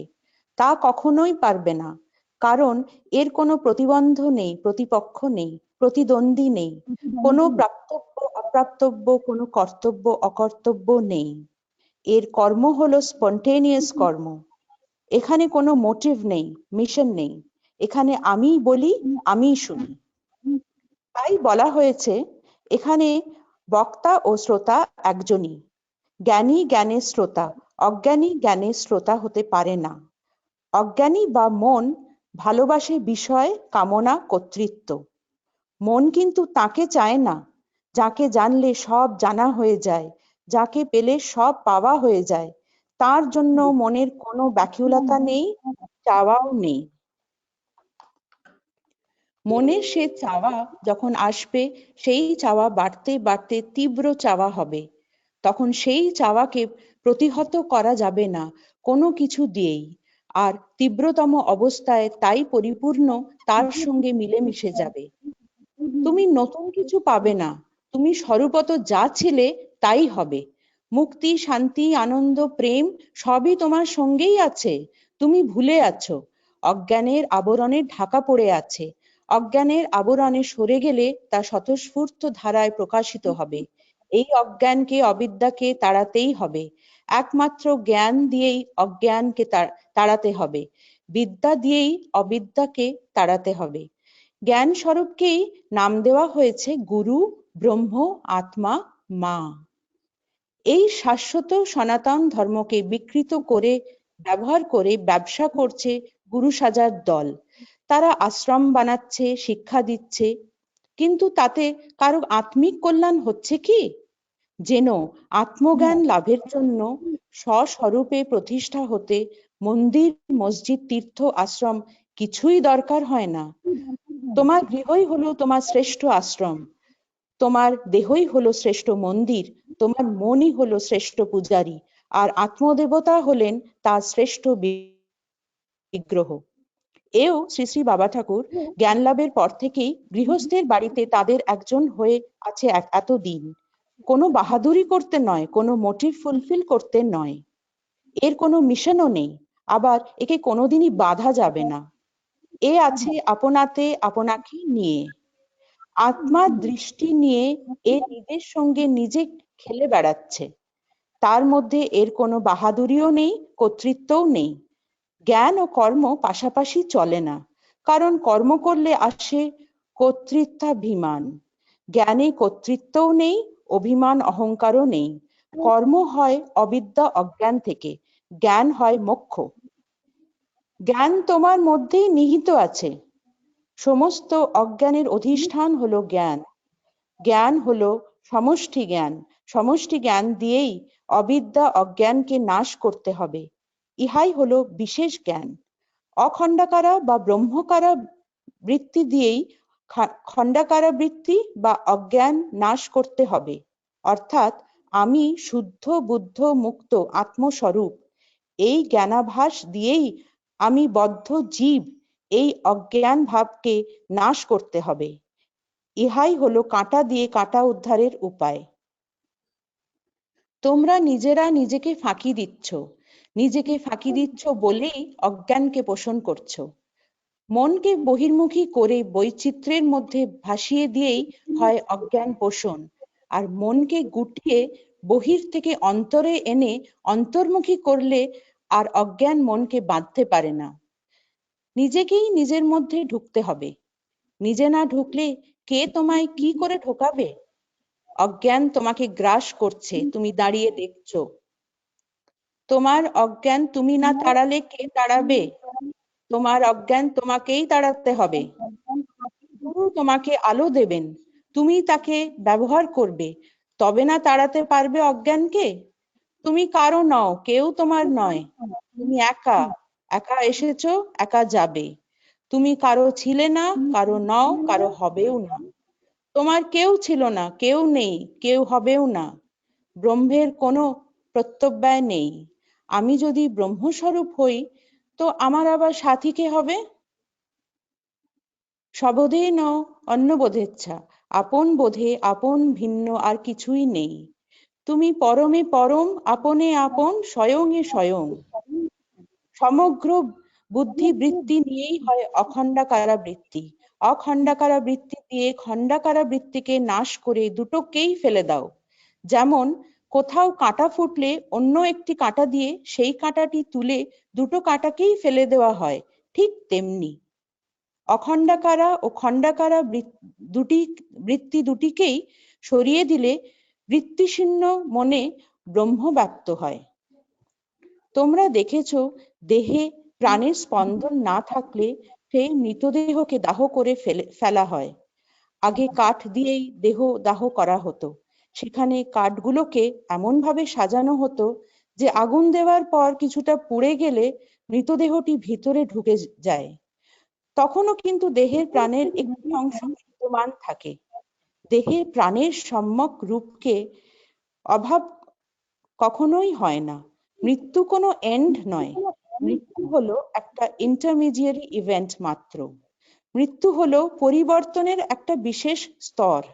কেউ জানে না অব্যক্ত থেকে একটি দেহ কিভাবে রূপ নেয় বা ব্যক্ত হয়। পরিবর্তনের মধ্য দিয়ে, একটা প্রসেসের মধ্য দিয়ে দেহ ম্যাটারের সঙ্গে যুক্ত হয়। বিজ্ঞানীরা শত গবেষণা করেও এই রহস্যের উদ্ঘাটন করতে পারেননি, কিন্তু জ্ঞানী জানে তার রহস্য। কনসিয়াসনেস কিভাবে ম্যাটার হয়। Matter is a state of consciousness. Matter প্রতিভাত হয় মনে। মন না থাকলে ম্যাটারও নেই। No mind, no matter. তাই তো আত্মজ্ঞানীর মন বুদ্ধি লয় হয়, তিনি কুটস্থ আত্মাতে প্রতিষ্ঠিত থাকেন। তখন তার আর অন্তর বাহির থাকে না। অন্তরে বাইরে একাকার হয়ে হয় এক বোধ সাগর। বোধ সাগরে হয় বোধের খেলা। বোধেই ওঠে, ভাসে, ডোবে। সেখানে ইমপার্সোনাল হয় পার্সোনাল। অখণ্ড ভূমা সচ্চিদানন্দ সাগর বলা হয় তাকেই। গান। অখণ্ড ভূমা সচ্চিদানন্দ সাগর, শাশ্বত অচ্যুত অমৃত অক্ষর, স্বয়ং জ্যোতি উজ্জ্বল ভাস্বর, প্রকাশধর্মী সমবাহীর অন্তর, আনন্দে লীলা করে বোধ নিরন্তর, বৈচিত্র্য প্রকাশ তাঁর সত্য সুন্দর, রূপ নাম ভাবে বোধ যুক্ত পরস্পর, ওঠে ভাসে ডোবে পূর্ণ বোধের ভিতর, চৈতন্যের খেলায় বোধ পূর্বাপর, মিলন উৎসবের আনন্দ বিভোর, তার পরিচয় ব্রহ্ম আত্মা ঈশ্বর, পরব্রহ্ম পরমাত্মা, পরমেশ্বর পরাৎপর। ইহাই হলো রিয়েলাইজেশন অফ নলেজ। ফাঁকির কোনো প্রশ্নই নেই।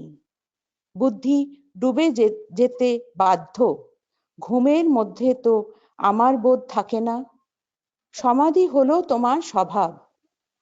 সবোধ স্বভাবে খেলে আবার সবোধেই মিশে যায়। সবোধের খেলা বুদ্ধি বিচার করতে গেলে নষ্ট হয়ে যায়। তখন জ্ঞান ঢেকে দেয়, তাকে সরানো দায় হয়। প্রত্যেকেরই ভিতরে আছে ফ্রিডম, ইমমর্টালিটি। তুমি অমৃত স্বরূপ, স্বয়ের অধীন। You are the consciousness absolute. বিশুদ্ধ বোধ স্বরূপ অখণ্ড ভূমা তুমি, অজ্ঞান মুক্ত, বিকার মুক্ত, তাই তুমি অমৃত স্বরূপ। তোমার এই গেল গেল হায় হায় হাহাকার হলো only the play of intellect. তোমার বুদ্ধি আমার বোধ নিয়ে সংসার পেতে আছে। একটা পোড়ো বাড়িতে যে উয়ের ঢিবি দেখো, তা কিন্তু একটি উইপোকা বাসা করে লক্ষ লক্ষ কোটি কোটি উইপোকা তৈরি করে ওই রকম ঢিবি করেছে। সংসার হলো মনের খেলা। আমি হলো নহি আমি দেহ মনঃ প্রাণঃ ইন্দ্রিয়াণি চিত্তঃ বুদ্ধি অহংকার প্রকৃতি। না মে অহং অহংকারং প্রকৃতিং দেহং প্রাণং চিত্তং ইন্দ্রিয়াণম। অহং নিত্য শুদ্ধ বুদ্ধ মুক্ত সচ্চিদানন্দ কেবলম। সচ্চিদানন্দ। জয় গুরু। জয় গুরু। জয় শ্রী শ্রী বাবা ঠাকুর। গুরুবাণীর আলোকেই বলা যায়, গুরুবাণী রূপ অমৃতবাণী হলো ক্ষীরের পুতুলের মতো। যেখানেই জিভ লাগাবো মিষ্টি লাগবে। প্রতিটি ধ্বনি, প্রতিটি অক্ষরই অমৃত। এগুলোর মধ্যে থেকে দুটি পয়েন্ট আমি পড়ার চেষ্টা করছি। জ্ঞান লাভের পূর্বের ভক্তি হলো আসক্তির পর্যায়ের, কিন্তু জ্ঞান লাভের পরের ভক্তি হলো শুদ্ধা ভক্তি। জ্ঞান বা ভক্তি দুই ক্ষেত্রেই মনের বহির্মুখী প্রবণতাকে রুদ্ধ করে অন্তর্মুখী করতে হয়। মনকে অন্তর্মুখী করতে একমাত্র সহায়ক হলো গুরুবাণী। কামনা বাসনা মুক্ত মনে সদ্গুরুর বাণী সহজে জায়গা করে নিতে পারে। যেমন মাটির দেয়ালে পেরেক গাঁথা সহজ, পাথরের দেয়ালে পেরেক গাঁথাই যায় না, পেরেক বেঁকে যায়। তেমনি তোমাদের মন হলো পাথরের দেয়াল, সেখানে সত্যবাক ঢুকবার পথই পায় না, বেরিয়ে আসে। 1 কেজি দুধের পাত্রে 2 কেজি দুধ ঢাললে যেমন তা উছলে পড়ে যায়, তেমনি তোমাদের চিত্ত তো কামনা বাসনায় পূর্ণ, সেখানে সদ্গুরু বাণীর জন্য কোনো জায়গা নেই, তাই সব উছলে পড়ে যাচ্ছে। মনের মধ্যে একটু জায়গা করতে অনিত্য, অস্থায়ী, বিকারী ভোগ বাসনাকে ত্যাগ করতে হবে। তাতে কিছুটা জায়গা তো নিশ্চয়ই হবে, তার জন্যই নিজেকে নিজের ভিতরে ঢুকতে হবে। মানুষ নিজের মধ্যে নিজে ঢুকতে চায় না, বাইরে ছড়িয়ে দিতে ভালোবাসে নিজেকে, কিন্তু ঘুমের সময় তো আর মন বাইরে থাকে না, ঢুকে যায় নিজের মধ্যে, তখন তো আর জগৎ থাকে না, থাকে অপার শান্তি। নিজের মধ্যে ঢুকে গেলে আর বাইরের আকর্ষণ থাকে না। আর একবার যদি অন্তর বাহির এক হয়ে যায়, তো তখন এ আর কোথায় ঢুকবে, সবই একাকার হয়ে যায়, তখনই হয় এক এর জ্ঞান। আসল ধর্মই হলো একের জ্ঞান, সেখানে রূপ নেই, ভাব নেই, আমি আমার, তুমি তোমার নেই, সেখানে শুধু এক আমি বিরাজমান। মনকে বহির্মুখী করে বৈচিত্র্যের মধ্যে ভাসিয়ে দিলেই হয় অজ্ঞান পোষণ, আর মনকে গুটিয়ে বাইরে থেকে অন্তরে এনে অন্তর্মুখী করলে আর অজ্ঞান মনকে বাঁধতে পারবে না। নিজেকেই নিজের মধ্যে ঢুকতে হবে, নিজে না ঢুকলে কে তোমায় কি করে ঢোকাবে? অজ্ঞান তোমাকে গ্রাস করেছে, তুমি দাঁড়িয়ে দেখছো, তোমার অজ্ঞান তুমি না তাড়ালে কে তাড়াবে? তোমার অজ্ঞান তোমাকেই তাড়াতে হবে। গুরু তোমাকে আলো দেবেন, তুমি তাকে ব্যবহার করবে, তবে না তাড়াতে পারবে অজ্ঞানকে। তুমি কারো নয়, কেউ তোমার নয়, তুমি একা, একা এসেছো, একা যাবে। তুমি কারো ছিলে না, কারো নও, কারো হবেও না। তোমার কেউ ছিল না, কেউ নেই, কেউ হবেও না। ব্রহ্মের কোনো প্রত্যয় নেই। আমি যদি ব্রহ্মস্বরূপ হই, তো আমার আবার সাথী কে হবে? স্ববোধে ন অন্য বোধেচ্ছা, আপন বোধে আপন ভিন্ন আর কিছুই নেই। তুমি পরমে পরম, আপনে আপন, স্বয়ংয়ে স্বয়ং। জয় শ্রী বাবা ঠাকুর।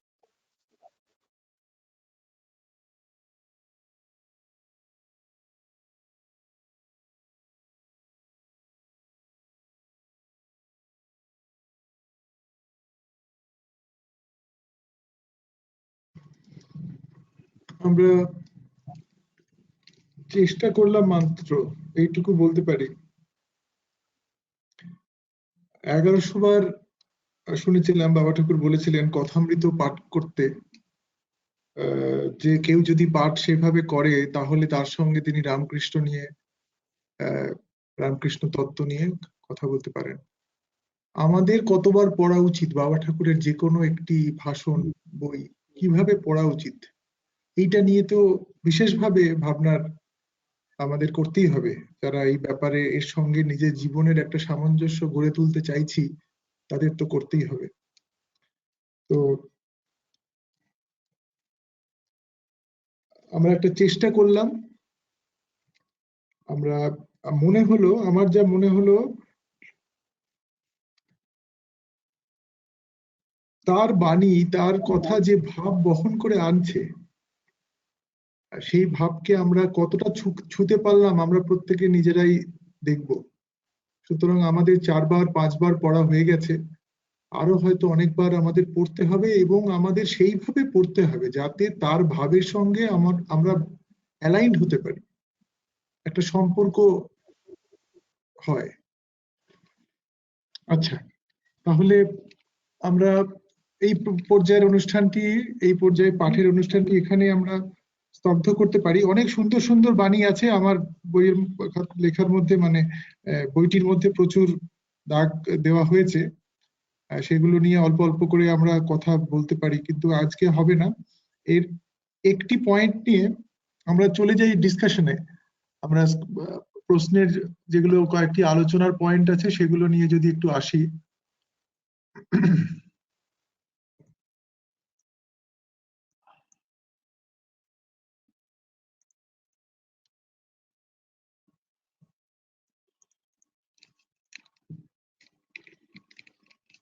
এখানে দুটি জায়গায় আমরা দেখতে পাচ্ছি 11 পাতায়, যাদের কাছে বইটা আছে দেখতে পারেন, বা এখন আর স্ক্রিনে অন্য প্রশ্নের সম্ভাব্য আলোচনার বিষয়টি আমরা দেখব।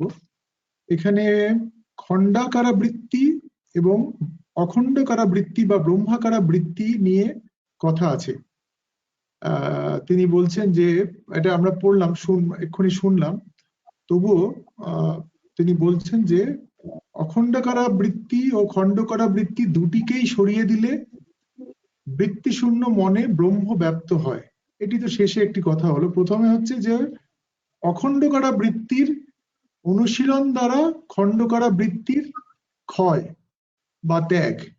তো এইরকম নিয়ে একটি প্রশ্ন আমরা যারা আমাদের মধ্যে জেগেছে, যে বৃত্তি মানেই বোধের বৃত্তি, বৃত্তি মানেই একটু ক্ষুদ্র, একটু উনো, এরকম একটা ভাব আসছে। কিন্তু এখানে বাবা ঠাকুর অখণ্ডকারা বৃত্তির চর্চার কথা বলছেন। এই ব্যাপারটি অখণ্ডকারা বৃত্তি বা কি, এই নিয়ে বাপিদা কে একটু প্রথমে আমি অনুরোধ করব। বাপিদা আজকে বেশিক্ষণ থাকবেন না আমাদের অন্য, তার সেই জন্য বাপিদা যদি একটু তুমি আসো, ক্যামেরা এলে তো খুবই ভালো হয়।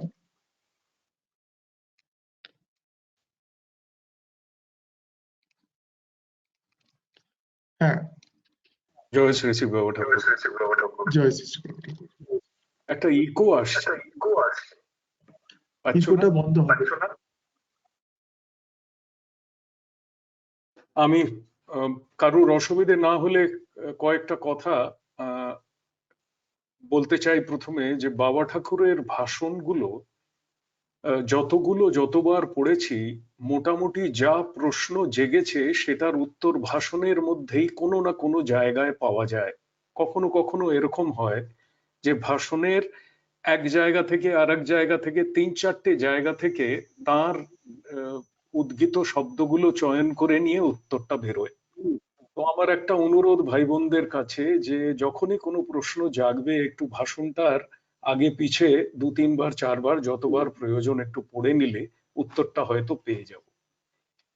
এবারে আমি যদি দীপ্তিশ তোমার প্রশ্নটা বুঝে থাকি, তাহলে প্রশ্নটা হচ্ছে বৃত্তি নিয়ে।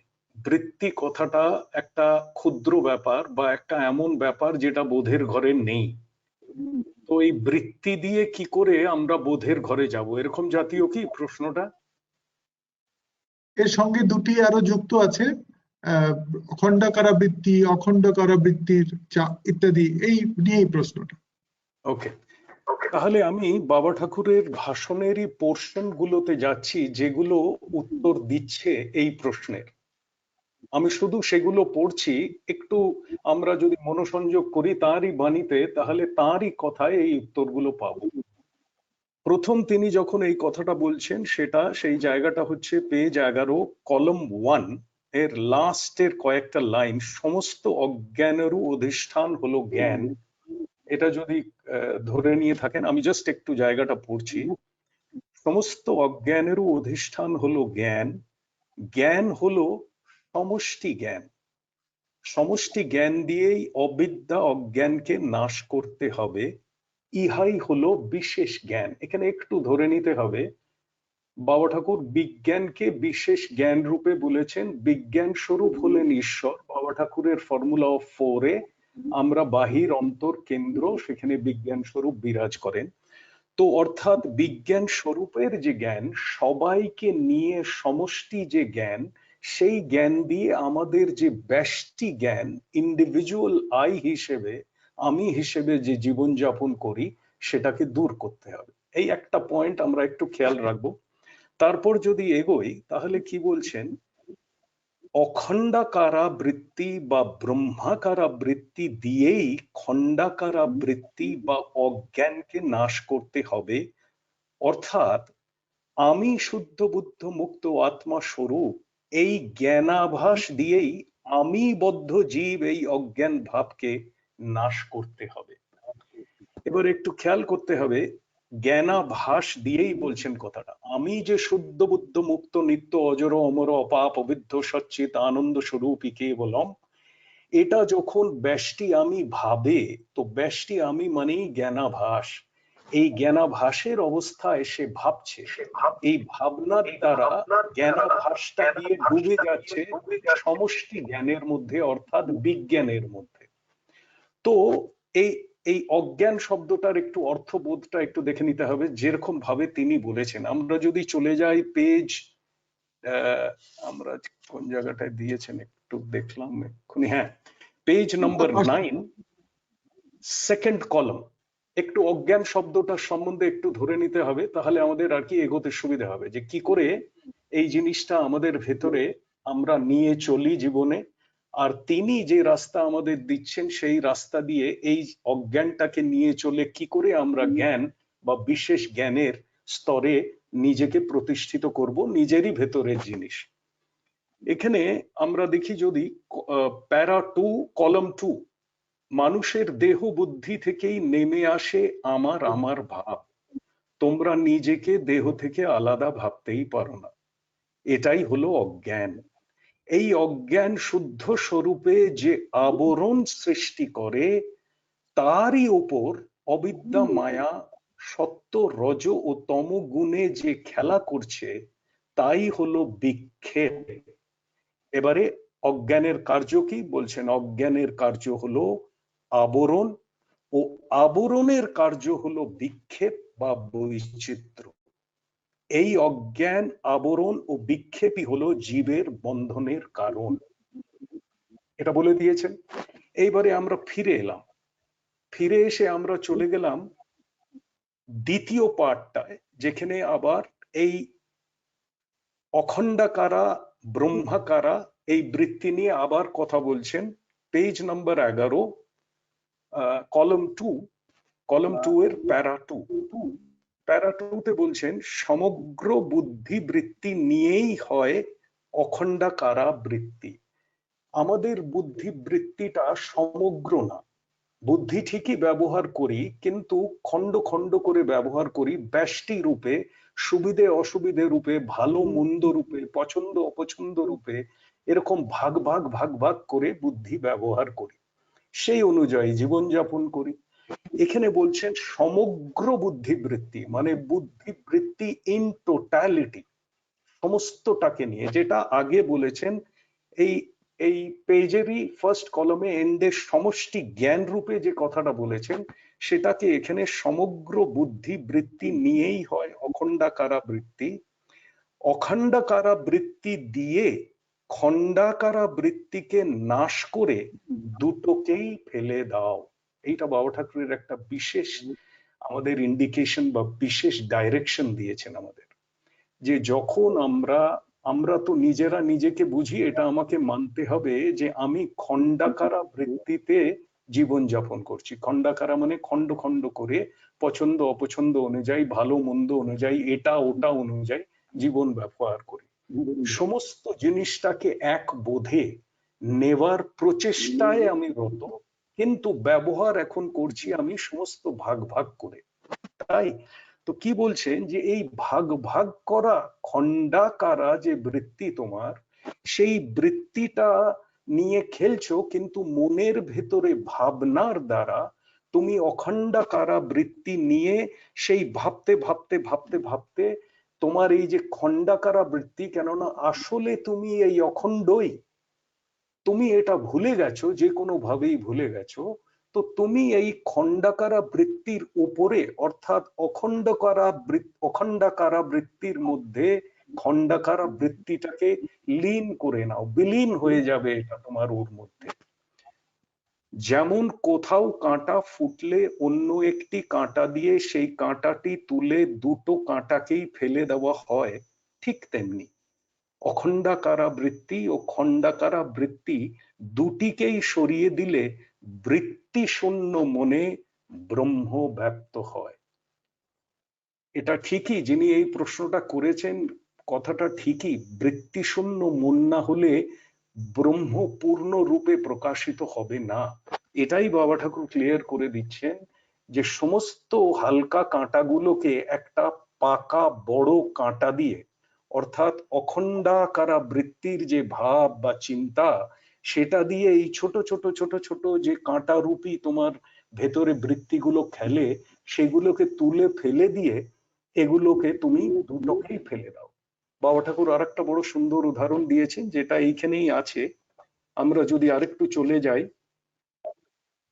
পেজ 10, আমি বাবা ঠাকুরের কথার মধ্যেই যাচ্ছি যাতে আমাদের সকলের সুবিধা হয়। পরবর্তী যে কোনো ভাষণ পড়বো, প্রশ্ন জাগবে, বারবার আবার ভাষণটা পড়বো, পড়ে দেখবো যে উত্তরটা আমি পাই কিনা ভাষণের ভেতর থেকে। পেজ 10 কলম 1 প্যারা 2। প্যারা 2 এর আগের দুটো লাইন পড়ে নিচ্ছি, তারপরে প্যারা 2টা পড়ছি। অভ্যাস দ্বারা নিজেকে শুদ্ধ বুদ্ধ মুক্ত বোধস্বরূপ আত্মা স্বরূপ ভগবান ভাবনাকে দৃঢ় করতে হবে। আবার পড়ছি, অভ্যাস দ্বারা নিজেকে শুদ্ধ বুদ্ধ মুক্ত বোধস্বরূপ আত্মা স্বরূপ ভাবনাকে দৃঢ় করতে হবে। এটাই পরোক্ষ জ্ঞান। খেয়াল করে বলছেন এটাই পরোক্ষ জ্ঞান, অর্থাৎ ইনডাইরেক্ট নলেজ, আসল জ্ঞান না। আমি ভাবনার দ্বারা, আমারই মন বুদ্ধি অহংকার, যেটা ভাবনার দ্বারা আমি খণ্ড খণ্ড ভাবনা করে জীবনযাপন করি, সেখানে বলছেন আমি শুদ্ধ বুদ্ধ মুক্ত বোধ স্বরূপ আত্মা স্বরূপ, এই ভাবনার দ্বারা নিজের ওই ভাবনাটাকে আস্তে আস্তে শেষ করতে হবে। তারপর কি বলছেন, এই পরোক্ষ জ্ঞানের পর আসে অপরোক্ষ জ্ঞান। এবারে এই পরোক্ষ জ্ঞানের জায়গায় খণ্ডাকারা বৃত্তি জুড়ে দাও, বা অপরোক্ষ জ্ঞানের জায়গায় অখণ্ডাকারা বৃত্তি জুড়ে দাও, একই কথা। এখানে আর একটা অ্যাঙ্গেল থেকে ওই একই কথাটা বলছে। সমস্ত জগৎ বস্তুকে বিচার দ্বারা অনিত্য অস্থায়ী বিকারী পরিণামী, এই একটা পার্ট।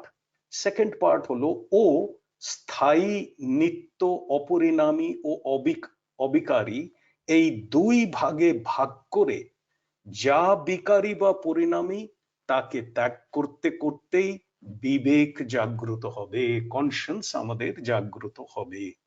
বিবেক জাগ্রত হলে আর অনিত্য বিকারী বস্তু মনকে বিব্রত করতে পারবে না। মন হবে শান্ত স্থির, শান্ত স্থির অচঞ্চল মনে আত্মসূর্য আপনি স্বয়ং প্রকাশ হবে, আত্মজ্ঞান জাগ্রত হবে। যিনি ব্রহ্ম জ্ঞানী, যার ভেতরে ব্রহ্ম স্বতঃস্ফূর্ত রূপে নিজেকে নিজেই প্রকাশ করে, তার কাছে এই অখণ্ডাকারা খণ্ডাকারা 1 2 3 4 এগুলো আলাদা আলাদা না। তার কাছে এই দুই, অর্থাৎ দুই মানে যেটা দ্বৈত বোধ, সেই দ্বৈত বোধে যারা প্রতিষ্ঠিত, অদ্বৈত বোধে যারা প্রতিষ্ঠিত, যারা চেষ্টায় রত, সমস্তটাই তার কাছে এক। তাই জন্যে তিনি বৃত্তি জ্ঞানটাকে রিজেক্ট করছেন না, কিন্তু বৃত্তি জ্ঞানটাকে অ্যাকসেপ্ট করে বলছেন এই বৃত্তি জ্ঞান যেটা ছোট ছোট ভাবে নিজেকে ছোট ছোট করে খণ্ড খণ্ড করে নিজেকে ব্যবহার করছে, এই বৃত্তি জ্ঞানের মধ্যে আর এক বৃত্তি জ্ঞান বসাও, যেটা অখণ্ডাকারা বৃত্তি জ্ঞান, যেটা হলো তোমার আমি শুদ্ধ বুদ্ধ মুক্ত নিত্য, আমি অমুক চন্দ্র অমুক, অমুকের ছেলে অমুকের মেয়ে অমুকের বাবা, এই যে উপাধিগুলো লাগিয়ে আমি আমাকে ব্যবহার করি, তার জায়গায় আমি শুদ্ধ বুদ্ধ মুক্ত এই ভাবনার দ্বারা এই যে উপাধিগত আমি তুমি নিজেকে ব্যবহার করছো, সেখানে এই ভাবনার দ্বারা ওই জিনিসটা যখন বসতে আরম্ভ করবে, তখন ওই জিনিসের যে বিকারগুলো, অর্থাৎ এই যে জ্বালা যন্ত্রণা দুঃখ কষ্ট, এই সমস্ত গুলো অপসারিত হয়ে যাবে। তারপর আস্তে আস্তে যখন সেই বৃত্তি ভেতরে প্রতিষ্ঠিত হবে, তখন আর ব্রহ্ম কি বলে যে আমি ব্রহ্ম, আত্মা কি বলে আমি আত্মা? আত্মা তো আত্মাই। তো বাবা ঠাকুরের মতন আমরাও বলবো আমি আমি। আমাদের কতবার পড়তে হবে বাপিদা? এই 4বার আমরা 4-5বার পড়া হয়েছে, কিন্তু এখন আজকের পরে নিজেরই মনে হচ্ছে যে এর সঙ্গে ভাবযুক্ত আমাদের কথাগুলো আমরা আওড়াচ্ছি, কথাগুলো জীব বলছে, কিন্তু আমাদের অন্তরে সেই ভাব খেলছে না। কতবার পড়া উচিত? কথামৃত 1100 বার বাবা ঠাকুর বলেছিলেন। দীপ্তিশ, আমি একটা জিনিস শুধু সবাই সামনে রাখতে চাইবো, যে যতবার যখন সময় পাবে মানুষ, যখন মনের ভেতরে শুধু একটা ইচ্ছে জাগ্রত করা যে আমাকে কেন কেন প্রকারে আমাকে এই পিছনে আমার মন লাগাতে হবে, কেন কেন প্রকারে, এই এই ভাবনাটা যখন ভেতরে জাগবে, আমি বলছি সবাই প্রত্যক্ষ করে দেখো, মিরাকল ঘটবে। কি মিরাকল হবে? যে তোমার সারা দিনের যতটুকু সময় জেগে থাকো, ধরো 8 ঘন্টা শোয়া, সেটাকে বাদ দিয়ে 16 ঘন্টা জেগে আছো, তুমি দেখবে কিভাবে সময় বেরিয়ে আসবে। এই যে ডিভাইন খেলাটা না, এইভাবেই সেট করা গো। যখন আবার নিজ ঘরে ফেরার ভেতরে ব্যাকুলতা জাগে, এই ব্যাকুলতাটাকে তীব্র করা, এটা কিন্তু কাঁচা আমি পারে। একটু শুধু চিন্তা করে দেখো যে এই ব্যাকুলতাটাকে তীব্র করা কি আমি পারি না? যে অবস্থাতেই আছে, অবস্থা নিরপেক্ষ রূপে একটু ব্যাকুলতাটা তীব্র করলে, যে কোনো ভাবে আমার ভজন পছন্দ তার, তো আমি ভজন শুনবো বারংবার বারংবার যতটুকু সময় পাবো। আমার তার ভিডিও দেখা, তার গলা শোনা, তার চেহারা দেখা আমার পছন্দ, আমি বারংবার, আজকাল তো টেকনোলজির জন্য এত সুবিধে, আমি ভিডিওতে দেখবো। আমার পড়তে ভাল লাগে, আমি তার এত বই এক জীবনে মানুষ শেষ করতে পারবে না, কত জীবন যে লাগবে। তুমি বলছো কতবার পড়া, দীপ্তিশ, এই যে ভাষণটা, এই ভাষণটা আমি মনে করি 1000বার যদি কেউ পড়ে, সে হয়তো ব্রহ্মজ্ঞানী হয়ে যাবে। পড়তে পড়তে পড়তে পড়তে এই জিনিস ভেতরে খেলবে। প্রথম যখন বই ধরিয়ে দিয়েছিলেন নলেজ অফ নলেজ ভলিউম 2 ম্যানুস্ক্রিপ্টটা ধরিয়ে বলেছিলেন পড়ো, আমি তো পাগলা হয়ে গেছিলাম, কিছুই বুঝতে পারছিলাম না। তখন তিনি এই কথাটা বলেছিলেন যে পড়তে পড়তে পড়তে পড়তে এই জিনিস ভেতরে বসে যাবে। তো তারই ডাইরেকশন, আমাকে তো কোনো বুদ্ধি লাগাতেই হবে না। কি দরকার বুদ্ধি লাগিয়ে? অনেক বুদ্ধি লাগিয়ে জীবনযাপন করেছি, আর গোত্তা খেয়ে খেয়ে মার খেয়ে খেয়ে মরেছি। কি দরকার? বলে দিয়েছেন মানো, বাস ফিনিশ।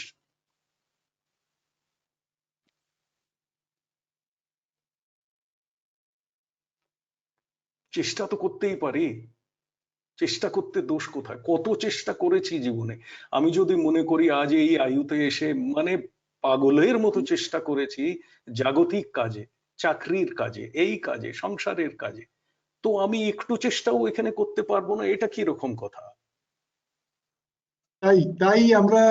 তাই আমরা আজকে একটু ব্যতিক্রম ভাবে, যে অন্যান্য সময় আমরা যে পাঠ করি, একবার একটি অংশ পাঠ করলাম, তারপরে মানে আজকে একটু ব্যতিক্রম করে চাইলাম যে আমরা বহুবার পাঠ করে দেখি কেমন লাগে, কিভাবে তার সঙ্গে সম্পর্ক যদি একটু উন্নত হয়।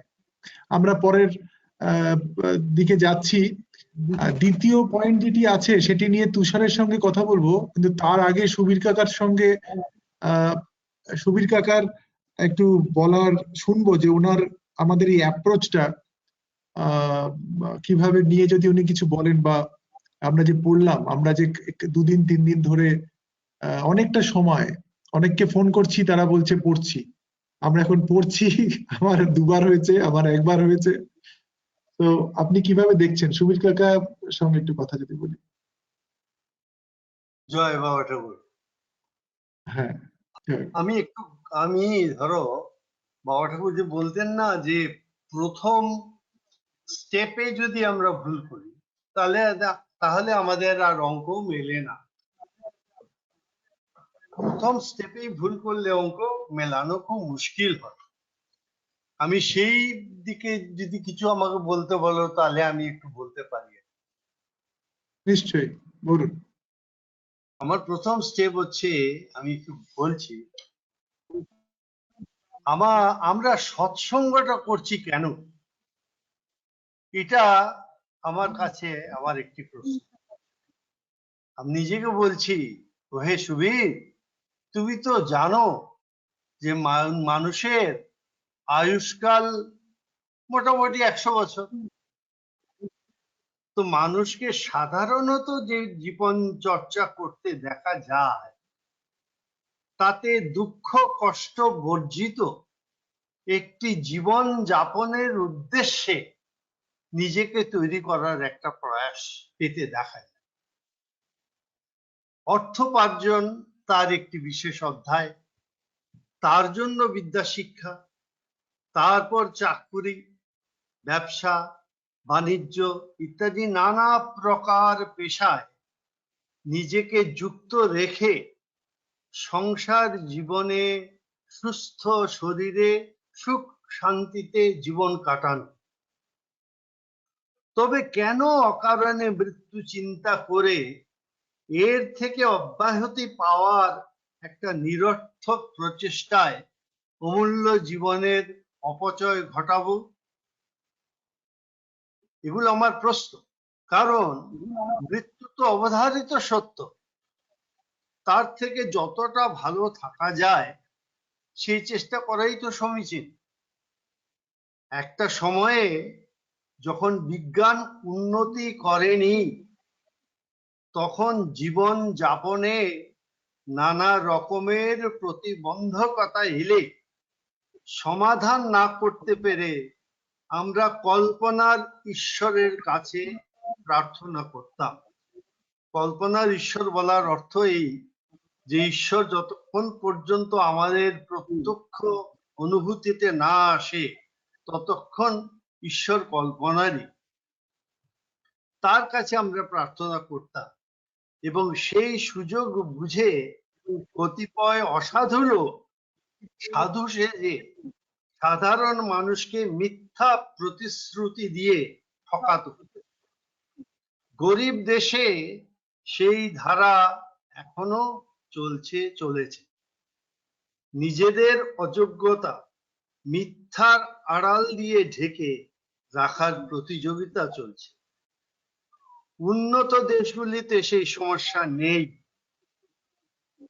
তাই বর্তমানে দেখা যায় গির্জা প্রার্থনালয় এগুলো বিক্রি হয়ে যাচ্ছে। আমি নিজেই দেখেছি শিকাগোতে একটি গির্জা বিক্রি হয়ে গেছে। এখন সেখানে ভারত সেবাশ্রম সংঘের একটি মন্দির চালু হয়েছে। আবার ইংল্যান্ডেও দেখেছি যে অর্থবিত্ত লোক ধর্মের পেছনে ছুটছে না, গির্জার অবস্থা খারাপ, সেটা চালাতে পারছে না, বাইরে একটা প্ল্যাকার্ডে লিখে রেখেছে এই গির্জা খুলে রাখার জন্য প্রতি ঘন্টায় 5 পাউন্ড খরচা হচ্ছে। তো এই যে মানুষের তথাকথিত গতানুগতিক ধর্মের প্রতি তাদের উৎসাহ এবং তাদের যে বাধ্যতামূলক একটা ডিপেন্ডেন্স, সেটা কমে গেছে বিজ্ঞানীর উন্নতির জন্য, এবং তার জন্য এখন অনেক সমস্যাই নেই। তাই মিথ্যার আশ্রয় প্রশ্রয় নেই। এরকম পরিস্থিতিতে যে মর্কট বৈরাগ্য আমরা বর্তমানে সাহিত্যে বা দর্শনে চর্চা করি তাতে আমাদের অধঃপতন সুনিশ্চিত হয়। একটা দৃষ্টান্ত যদি দেখি তবে দেখব কোন সাধু সন্তের তপস্যালব্ধ সিদ্ধির প্রয়োগে কোনো ব্যক্তির রোগ মুক্তি ঘটেছে, অথচ একটি মাত্র ঔষধ পেনিসিলিন আবিষ্কারের ফলে কোটি কোটি মানুষের মৃত্যু রোধ হয়েছে, এবং সেটা সবার কাছেই আজ সুলভ। পোলিও, টাইফয়েড, গুটি বসন্ত প্রভৃতি প্রাণ ঘাতী ব্যাধি প্রায় নির্মূল হয়েছে। দেখা যায় অনেক ব্যাধির সঙ্গে অনেক দেবদেবীর নাম পূজা জড়িয়ে আছে। তবে বিজ্ঞানের অগ্রগতির দৌলতে ব্যাধি যেমন পোলিও, গুটি বসন্ত যদি শেষ হয়ে যায়, তবে সেই দেবদেবীও আর পূজা না পেতে পেতে অন্তর্ধান করবেন। বর্তমান সময়ে সাধু সন্ত থেকে আমজনতা বিজ্ঞানীদের দিকে তাকিয়ে রয়েছেন সবাই, কখন একটি ভ্যাকসিন বেরোবে। তবে কিসের জন্য আমরা সৎসঙ্গ সাধু সেবায় নিজেদের নিয়োজিত করব, এটা আমার একটা প্রশ্ন। আমার চিন্তা এটা যেভাবে এসছে তা হলো, আমরা সকলেই নিজের অন্তর আর বাহিরটা চিনি। কেন্দ্র তুরীয় কি বস্তু শুনে শুনে কল্পনা করি। তবে আমাদের জীবনে অভিজ্ঞতা সঞ্চিত হয়, যার উপর ভিত্তি করে আমাদের বিচার বিশ্লেষণের একটি পদ্ধতি আমাদের মধ্যে সক্রিয় হয়, সেটা আবার প্রত্যেকের সংস্কার অনুযায়ী। তাই দেখা যায় গতানুগতিক সুখ দুঃখের জীবনকে ঔদাসীন্যে পর্যবেসিত করে কেহ কেহ সুরক্ষিত সীমানা অতিক্রম করে অজানা অনিশ্চিত জীবন বেছে নেয়। মানুষের মধ্যেই রয়েছে সেই রকম দুঃসাহসী ও অনুসন্ধানী বিজ্ঞান দৃষ্টির বীজ। এদের জীবন সংগ্রহ করে আনে সেই সঞ্জীবনী মন্ত্র, যা মানবতার কল্যাণে নিয়োজিত হয়। এদের সর্বশ্রেষ্ঠ অবদান হলো আত্মানং বৃদ্ধির সমাধান।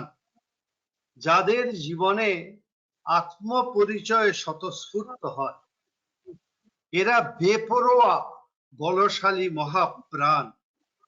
তা না হলে গুটি গুটি পায়ে হিসাব করে সন্তর্পণে নিজেকে বাঁচিয়ে কোনো মতে 100 বছর কাটিয়ে শেষ দিনে অসহায়ের মতো মৃত্যুর কাছে নিজেকে সমর্পণ করে দিতেন।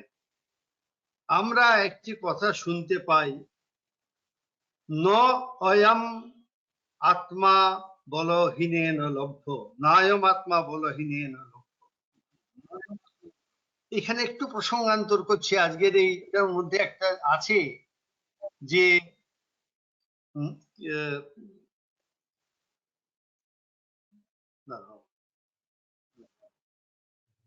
যাই হোক আসছি সেটা পর। সুতরাং সৎসঙ্গীরা কি হবেন? বলবান হবেন।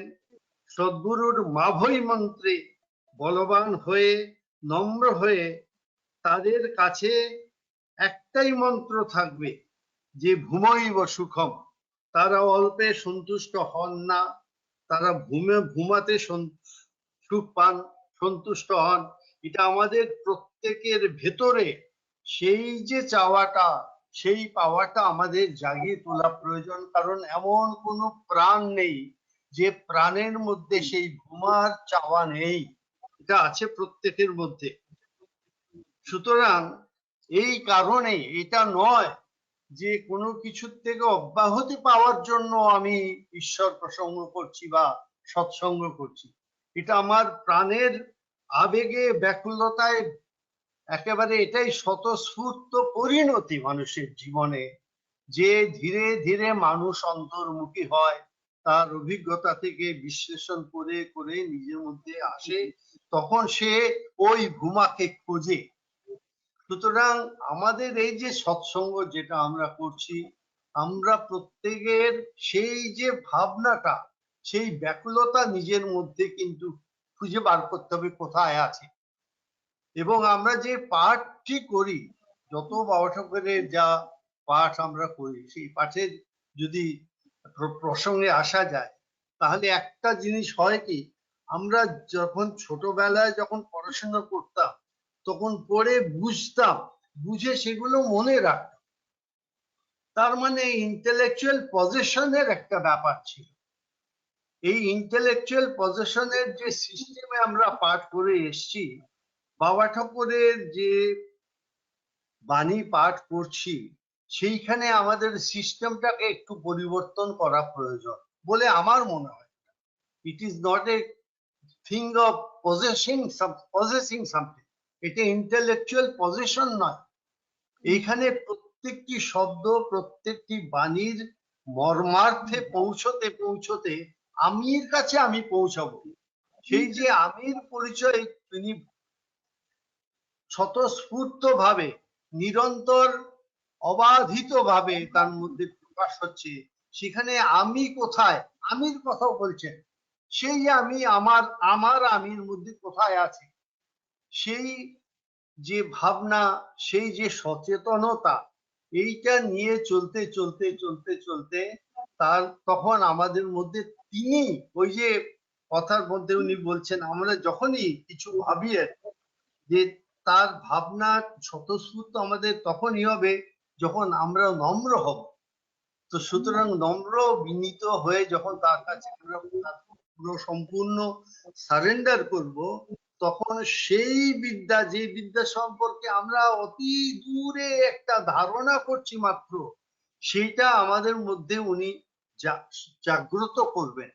আমরা স্বপ্নের মধ্যে যত শব্দ শুনি না কেন, সেই পৃথিবী অ্যাটম বোমার শব্দ যদি হয়, তাহলেও কিন্তু আমাদের সেই ঘুম ভাঙবে না।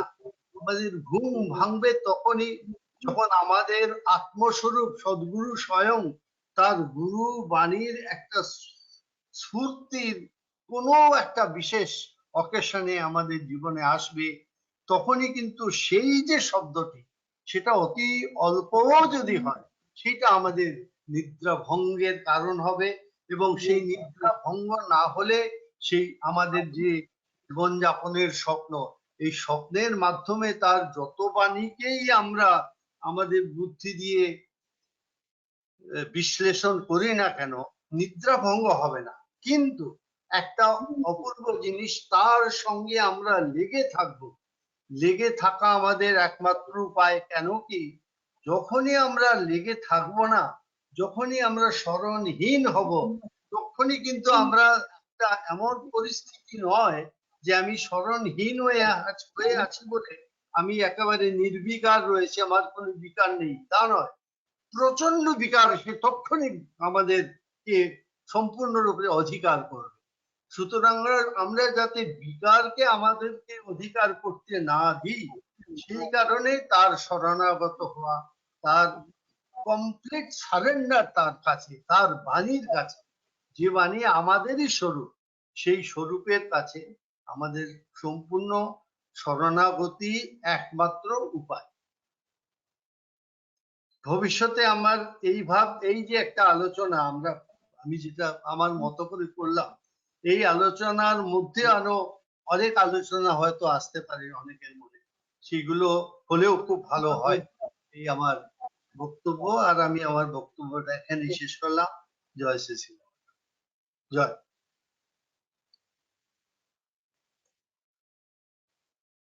জয় বাবা ঠাকুর। ঠিকই ইন্টেলেকচুয়াল পজিশনের মতো করে বাবা ঠাকুরের বাণী আমরা সন্দেহ যদি করতে থাকি, তাহলে সেটি একটা দিক। আর একটা দিক হচ্ছে যে ভাব সেই বাণী বহন করে আনছে, গুরুকণ্ঠে যে ভাব বহন করে আনে, সেই ভাবের সঙ্গে নিজের জীবনের সামঞ্জস্য গড়ে তোলা, জীবনের স্বতঃস্ফূর্ত পরিণতি সুবিধাকার থেকে শুনছিলাম। আরেকটা কথা আমি নোট করলাম যে ব্যাকুলতা আমাদের মধ্যে কোথায় লুকিয়ে আছে, আমাদেরকে খুঁজে বার করতে হবে।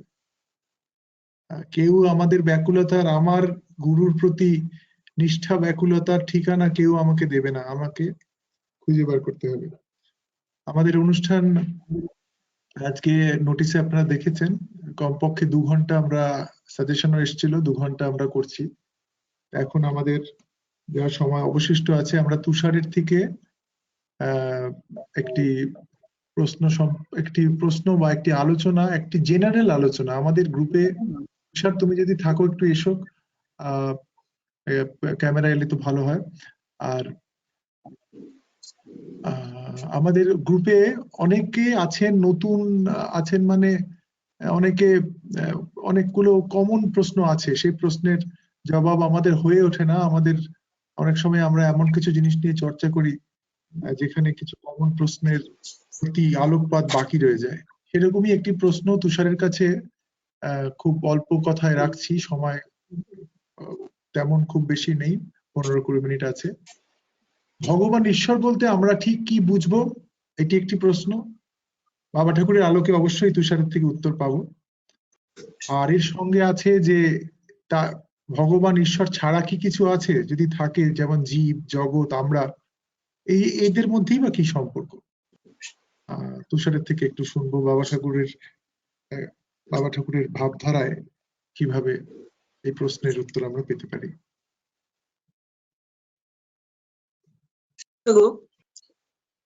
জয় বাবা ঠাকুর। ভগবান বলতে সেই অখণ্ড প্রাণময় চৈতন্যময় বোধময় সত্তার নামই হলো ব্রহ্ম, আত্মা, ঈশ্বর, গুরু, মা বা ভগবান। এখন ভগবান কথাটাই হলো অখণ্ডের নির্দেশক। বিশেষ কোন রূপকে কিন্তু ভগবান বলে নির্দেশ করে না। সমগ্র রূপ, সমগ্র নাম, সমগ্র ভাব, সমগ্র বোধ, এই সব কিছুর একক মূর্তি হলেন ভগবান, টোটালিটি অফ অল। এখন এই যে সর্বব্যাপী বোধময় সত্তা, মানে যিনি সবকিছুর অধিষ্ঠান সত্তা, উপাদান সত্তা, এখন তারই একটা তরঙ্গ হলো, এই অনন্ত বিশ্ব ব্রহ্মাণ্ড।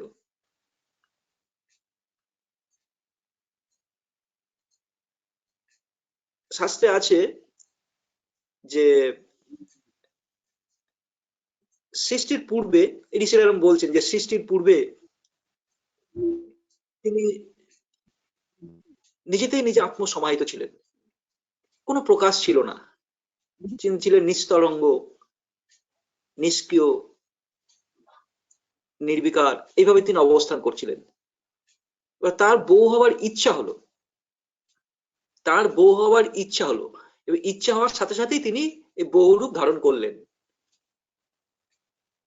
এই যে তিনি বহুরূপ ধারণ করলেন, তিনি ধারণ করলেন বহুরূপ। তিনি যেখানে নিজেকে যেমন ভাবে কল্পনা করলেন সেখানে সেইভাবে ফুটে উঠলো, সেই রূপে ফুটে উঠলো। কোথাও তিনি মনে করলেন নিজেকে আমি আকাশ, সেখানে আকাশ ভাব ফুটে উঠলো, আকাশ ফুটে উঠলো। কোথাও তিনি নিজেকে মনে করলেন আমি যেন বাতাস, সেখানে বাতাস ফুটে উঠলো। কোথাও তিনি মনে করলেন আমি যেন অগ্নি, সেখানে অগ্নি ফুটে উঠলো।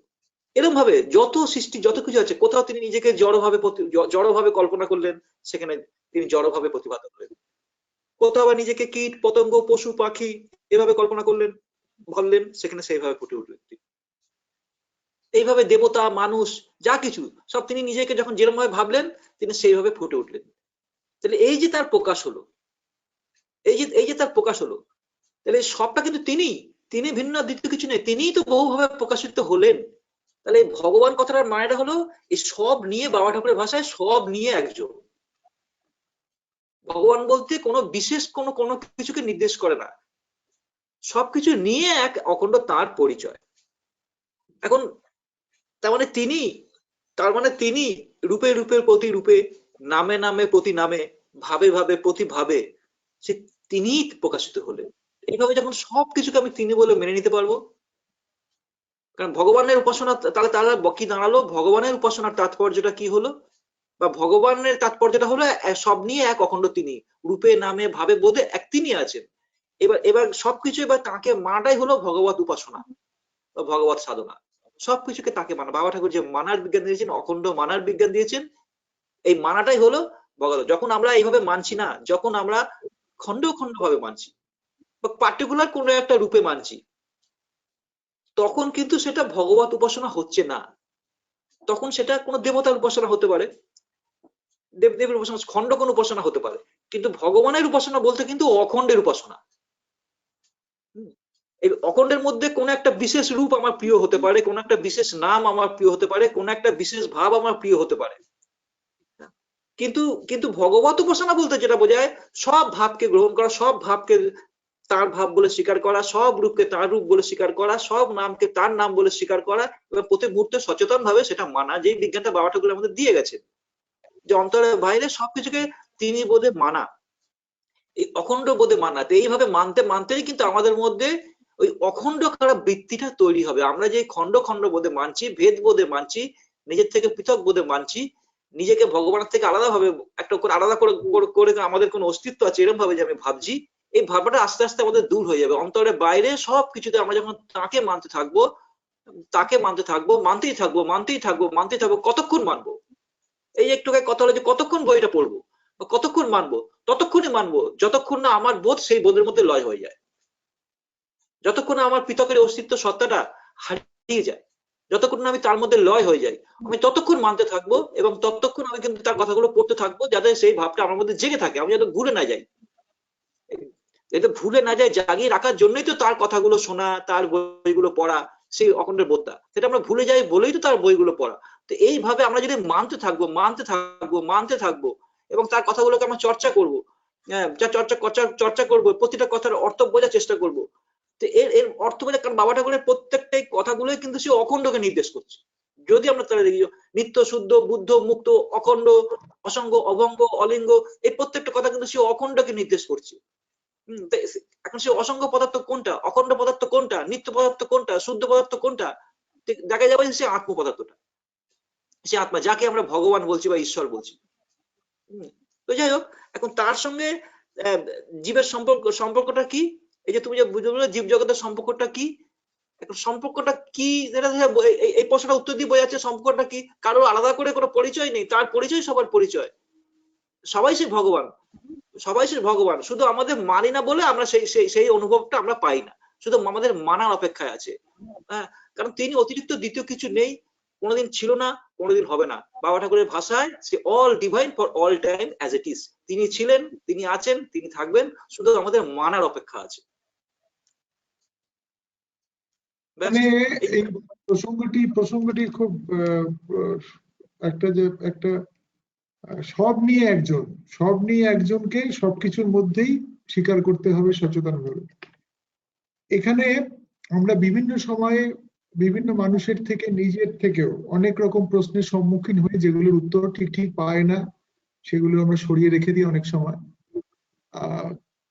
এরকমই একটি প্রশ্ন বিভিন্ন আঙ্গিকে আসে আমাদের কাছে। আমার যেরকম মনে পড়ছে বা যেরকম মনে এখন আকার দেবে মন, সেই রকম ভাবেই বলছি যে এরকম কথা আমাদের মধ্যে আসে যে সবই যে ভগবান, সবই যদি ভগবান হয় তাহলে আমি কাউকে বকবো কি করে, কেউ আমার প্রতি আমি প্রতিবাদ করব কি করে, বা মানে বিশেষভাবে যে আমাদের সংসার জীবনে বা অন্যান্য জীবনে যেরকম জীবনে আমাদের ব্যবহার, সেই ব্যবহারগুলো তো নিরর্থক হয়ে দাঁড়াবে।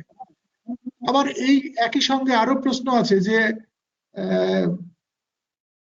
সবাই যদি এরকম হয়ে যায় তাহলে কিভাবে চলবে, এটা অবশ্য আলাদা প্রশ্ন, মানে সংসারটা কিভাবে চলবে। এইরকম কিছু প্রশ্নের সম্মুখীন আমরা বিভিন্ন সময় হই, আমাদের মনে কিছু লজিক আসে। দেখো তোমার মনে কি আসছে এই প্রশ্নগুলো শুনে? দেখো, একটা কথা আছে, সবকিছু যদি ঈশ্বর বলে মানতে হবে, ভগবান বলে মানতে হবে, ব্রহ্ম বলে মানতে হবে, অর্থাৎ সমদর্শী হতে হবে, কিন্তু সমব্যবহারী না, এই কথাটা বলা আছে, শাস্ত্রেও বলা আছে এই কথাটা, সমদর্শী হতে হবে, সমব্যবহারী না। সমব্যবহার সেটা আসবে। এখন কেউ যখন মানতে মানতে একেবারে তলিয়ে গেল, একেবারে সেই বোধে লয় হয়ে যখন থাকলো, তখন তার বাইরের দিকে কোনো হুঁশ নেই, কিছু নেই, তখনকার প্রশ্ন আলাদা, তখন সে কিছু করছেও না, বলছেও না, কিছুই করছে না। কিন্তু যখন সে এবার বহির্মুখী রয়েছে, মানে এই বোধে যারা প্রতিষ্ঠিত হয়ে গেছেন, আমি তাদের কথা বলবো, তখন কিন্তু তারা যার সঙ্গে যেরকম ব্যবহার, তখন তারা সেভাবে তাদের মধ্যে অটোমেটিক হয়ে যাচ্ছে, আপনি সেই ব্যবহারটা তাদের মধ্যে হয়ে যাচ্ছে। এখন বলছে সংসারটা চলবে কি করে, কথা হচ্ছে আমরা যে মনে করি সংসারটা আমরা চালাচ্ছি, সংসারটা তার, তিনি বহুরূপে প্রতিপন্ন, তিনি বহুরূপে প্রতিভাত হয়ে তিনি নিজের সাথে নিজেই খেলছেন। এটা সমগ্র জগৎ সংসার তার লীলা খেলা, তার লীলা ক্ষেত্র। এইখানে যে আবার আমরা আমার সংসার করছি, এই আলাদা করে আমিটার তো অ্যাকচুয়াল ভেবে দেখলে দেখা যাবে যে কারোর কোনো অস্তিত্ব নেই, কিন্তু ভেবে দেখলেও আমরা সেই পথে প্রতিষ্ঠিত হতে পারছি না, কেন আমরা মানছি না বলে। তাই যখনই আমরা মানতে থাকবো তখন এই ভাবনাগুলো আমার আর আসবে না যে কি করে আমার সংসারটা চলবে, কি করে আমি কিন্তু কারোকে বলতে পারবো। শাসন করব আমরা কি শাসন, এইটা স্পেসিফিক প্রশ্ন, শাসন করব আমরা, বাচ্চাকে শাসন করতে হবে পিতা মাতার যারা হয়েছেন। যেরকম ধরুন বাবা ঠাকুর আমাদের শাসন করতেন, বকাঝকা করতেন, শাসন করতেন, কিন্তু তার মধ্যে থেকে আপন বোধ রয়েছে, তিনি আপন বোধে নিজেকে নিজে বকছেন। এই যে উনি বলছেন যে আমি নিজেকে নিজে নিজের সাথে নিজে কথা বলছি, তার বকা, তার ভালোবাসা, তার আদর করা, তার যা কিছু বলা সব নিজের সাথে নিজে, তখন এই জায়গাটা তখন সংসারটা তখন সমস্যার হয়ে যাবে। সবকিছুই হবে তখন সব নিজের সাথে নিজে। যেরকম আমরা সন্তানকে আমরা শাসন করি, আমরা আমাদের সন্তানকে শাসন করি কেননা তার ভালোর জন্য। আমরা তো বললাম বাড়ি থেকে বেরিয়ে যা, কিন্তু প্রকৃতপক্ষে চাইছি না যে সে বাড়ি থেকে বেরিয়ে যাক, কিন্তু এটা আমরা অন্তরে প্রেমের ভাব রেখেই এই শাসনটা করছি। তখন কিন্তু সবকিছু আমাদের শাসন ফাসন যা কিছু সে সবকিছুকে তিনি জেনেই আমরা শাসন, আমরা তখন সেখানে সেই ব্যবহারটা করব। ব্যবহারটা সবার সাথে সমান হবে না। যেরকম সবই ব্রহ্ম যখন বলবো তখন বাঘটাও তো ভগবান, সিংহটাও তো ভগবান, তখন বাঘকে গিয়ে আমরা আলিঙ্গন করতে যাবো না, তাহলে বাঘ আমাদের খেয়ে ফেলবে। সেখানে দূর থেকে ভগবান। হ্যাঁ, এখন কথা হচ্ছে যে সবকিছুকে মানবো কিন্তু ব্যবহারটা আলাদা আলাদা হবে, কিন্তু যখন আমরা তলিয়ে যাবো তখন কি হয় আমরা জানি না। এই ভাবতে ভাবতে যখন আমরা তলিয়ে যাবো, সেই বোধে বিলীন হয়ে যাবো, তখন কি হবে জানি না। তখন তো সেই পাহাড়ি বাবার জীবনে দেখা যায় যে চোর সেই জিনিস চুরি করতে এসেছিল, কিন্তু পাহাড়ি বাবা দেখে ফেলেছেন বলে, উনিও চোর বুঝতে পেরেছে বলে চোর মালপত্র গুলো পোঁটলার মধ্যে বেঁধেছিল, পোঁটলাটা ফেলে রেখে চোর পালিয়ে যাচ্ছে। তখন পাহাড়ি বাবা সেই পোঁটলাটাকে নিয়ে চোরের পেছনে পেছনে দৌড়চ্ছে যে বাবা বাবা এগুলো নিয়ে যান, বাবা এগুলো নিয়ে যান, বাবা এগুলো নিয়ে যান। তখন এই অবস্থা। তখন কি হবে, তখন তার ব্যবহারটা আপনি আপনি ভেতর থেকে যেরকম প্রকাশ পাবে, তখন তার ব্যবহারটা ভেতর থেকে আপনি যেরকম প্রকাশ পাবে। তো এখন এইগুলো কিনা তো ভাবতে নেই। আমার কাজ হলো যে দেখো প্রকৃত কথাটা হলো সত্যটাকে তো স্বীকার করতে হবে। এই জীববোধের পরিচয়টা তো আমাদের সত্য পরিচয় নয়। এবং সবকিছু যে ব্রহ্মময়, আমিও যে সে ব্রহ্মময়, আমিও যে সে ভগবতময়, সবকিছু যে সে এক ভগবান, তার থেকে যে আলাদা কারোর কোনো পরিচয় নেই, এই সত্যটাকে তো আমার স্বীকার করতে হবে। আমি মিথ্যা সংসারটাকে বাঁচিয়ে রাখার জন্য আমি সত্যটাকে অস্বীকার করতে পারি না। এবং তার সংসার তিনি যেমন ভাবে করবেন, আমাকে সত্যটাকে প্রতি মুহূর্তে স্বীকার করে চলতে হবে। চলতে চলতে তারপরে যেরম হওয়ার হয়ে যাবে। আমাকে অত তো আমাকে ভাবতে হবে না। বাইরের যা ব্যবহার, সেটা আমাদের যেরকম ব্যবহার চলছে, আগুনের সঙ্গে আগুনের ব্যবহার, জলের সঙ্গে জলের ব্যবহার, এটার অন্যথা করে আমরা টিকতেই পারবো না। তো সেই বাইরের এই ব্যবহারটি চলবে, কিন্তু অন্তরে আমাদের একটা ব্রহ্মজ্ঞানী তো আগুনে গিয়ে ঝাঁপ দিচ্ছে না, তাকে ভগবান, তার মধ্যে দিয়ে ভগবান খেলা করছে, তার মধ্যে দিয়ে ভগবান যেভাবে তাকে চালিয়ে নিয়ে চলে যায়, তাকে তো আগুনে নিয়ে গিয়ে ফেলছে না। হ্যাঁ, সে তো তার অনেকটা, সে দেখেও কিছু দেখে না। ব্রহ্মজ্ঞানী সম্বন্ধে কিরকম বলা যায়, তিনি সকর্ণ হয়ে অকর্ণ, সচক্ষু হয়ে অচক্ষু, সমনা হয়ে অমনা। তিনি দেখেও কিছু দেখছেন না, বলেও কিছু বলছেন না, ভেবেও কিছু ভাবছেন না, শুনেও কিছু শুনছেন না। এইরকম তার মনটা ওইখানে লয় হয়ে আছে, কিন্তু এদিকে তার যদি কাজ ভগবান যেভাবে তাকে চালিয়ে নিয়ে চলে যাচ্ছে, সবাইকেই ভগবান চালিয়ে নিয়ে চলে যাচ্ছেন, কারণ সবই তিনি বহুভাবে খেলা করছেন। যাকে এখন তার উপরে আস্থা ভরসাটা আমাদের নেই বলেই প্রশ্নগুলো আমাদের আসছে, কিন্তু যত বেশি তার দিকে আমার মন থাকবে, তখন এই চিন্তাগুলো আমাদের আসবে না। সত্য ভাবনাটাকে তো আমাদের ভাবতে হবে, এই ভাবনা থেকে তো সরে আসলে চলবে না। ঠিক। আমরা আজকে তুষার, তুমি আরেকটু যদি এইটা নিয়ে কিছু বলো, যে আমরা আজকে যে এই যে পড়লাম আজকে, পড়াটা তো আজকে নতুন নয়। একটা হচ্ছে আমরা পূর্ণাঙ্গ ভাষণটা পড়তে চাইলাম, বাবা ঠাকুরের টোটালটা মিলে তার বক্তব্যটা কাহার, এইটা আমরা করলাম। এবং আমরা একটু প্রস্তুতি হিসাবে আরো অনেকবার পড়লাম। তো এই সম্পর্কে, পড়া সম্পর্কে কোনো নির্দেশ বা বাবা ঠাকুরের কোনো কথা আমাদের শুনলে হয়তো কাজে লাগতে পারে। হ্যাঁ, একটু সরি ইন্টারফেয়ার করলাম বলে, ওই কথা আমি যখন বলছিলাম একটা ভুলে গিয়েছিলাম, সেটা একটু জাস্ট বলতে চাইছি। ওই লেখার মধ্যে আছে সবোধে নান্য বোধেচ্ছা, একটা কথা আছে। পাঠের সময় এটা হয়েছে সবোধে ন অন্য বোধেচ্ছা। এইটা যদি বলতে হয় তাহলে অন্যটাও বলতে হবে সবোধেন অন্য বোধেচ্ছা। সেই জন্য আইদার সবোধে নান্য বোধেচ্ছা বলতে হবে, আর না হলে দুটোই বলতে হবে। এটাই বলবার জন্য বলছি। বলা হয়েছে সবোধে ন অন্য বোধেচ্ছা, কিন্তু এছাড়া এটাও তো বলেছে সবোধেন অন্য বোধেচ্ছা। দুরকম ভাবেই এটাকে বলা যায়। ঠিক আছে, ঠিক ঠিক ঠিক, আমরা এগুলো আরো খেয়াল করব। হ্যাঁ তুষার। পাঠের সময় বাবা ঠাকুর আমাকে যেটা বলেছিলেন পাঠ পাঠ করার বিষয়, বলেছিলেন তুমি যখন বইগুলো পড়বে, মানে বাবা ঠাকুরের বইগুলো আর কি, যে পড়বে তো মনে করবে যেন এগুলো তোমারই কথা তুমি পড়ছো। হুম, তো এই একটা নির্দেশ উনি আমাকে দিয়েছিলেন পড়ার সময়, যে তোমার কথা ঠিক শ্রবণেরও যে বিজ্ঞানটা উনি দিয়েছেন, যে আমি শুনছি যে যে মানে যে যে বলছে যে শুনছে একজন, এরকম ভাবে অভেদ বোধে শোনার কথা উনি বলেছেন। পাঠের সময় তাই এভাবে উনি বলেছিলেন যে মনে করবে এগুলো আমারই কথা আমি পড়ছি, তাহলে এগুলোর সাথে আমার অনেক বেশি আপন বোধের সম্পর্ক হয়। এগুলো অন্য কারোর কথা আমি পড়ছি, হ্যাঁ, তখন মানে এগুলো অনুভূতির সঙ্গে, এই কথাগুলোর অনুভূতির সঙ্গে আমাদের যুক্ত হতে অনেক সুবিধা হয়ে যায় আর কি, তাড়াতাড়ি হয়ে যায় আর কি, যে নিজের কথাই আমি নিজে পড়ছি। যখন তিনি বলছেন তুমি নিত্য, তুমি শুদ্ধ বুদ্ধ, মানে আমি আমাকেই যেন বলছি আমি নিত্য, আমি শুদ্ধ বুদ্ধ, আমি তো সিদ্ধ বুদ্ধ মুক্ত, এই বোধটা যেন বলে তখন জেগে উঠবে আস্তে আস্তে। এরকম ভাবে উনি বলেছিলেন পড়তে, নিজের কথা এগুলো পড়ো, অন্যের কথা নয়, আমারই পরিচয় আমি দিচ্ছি। এই এই কথাগুলো পড়ে কাউকে শোনাবার জন্য নয়, এই কথাগুলো নিজেই শুনবার জন্য, নিজেই ওই ভাবে ভাবিত হওয়ার জন্য। অবশ্যই সেটাই আমাদের ধীরে ধীরে বাইরের দিকের যে বিক্ষেপগুলো আস্তে আস্তে তো সরে যেতেই হবে, নয়তো প্রকৃতি একদিন আমাদেরকেই সরিয়ে দেবে। তো তার আগে যদি আমরা এই বিক্ষেপগুলোকে নিজেই সচেষ্ট হয়ে একটু সরাতে পারি, তাহলে হয়তো বাবা ঠাকুর এতদিন ধরে এত কথার মধ্যে দিয়ে যা বলতে চেয়েছেন তার কিছু স্পর্শ আমরা এই জীবনেই পাবো। তার জন্য নিজেদের তৈরি করার ভার আমাদের নিজেদের। ওই আবার সেই কথাটাই ফিরছি, আজকে তুষার সময় যা হয়েছে, আমরা পরের দিন আরো চেষ্টা করব যে নিজের ব্যাকুলতা, এই কথাটা মাথায় রেখে আজকে যদি শেষ করি কেমন হবে, যে আমাদের নিজেদের ভিতরের ব্যাকুলতা আমাদেরকেই খুঁজে বার করতে হবে। কি করে আরো ব্যাকুল হই, কি করে আকুল প্রাণে তার দিকে আমাদের বৃত্তিগুলি ধায়। বাবা ঠাকুরকে প্রণাম, সবার প্রণাম। ওঙ্কার ওঙ্কার করতে পারি, ওঙ্কার করি। জয় বাবা ঠাকুর।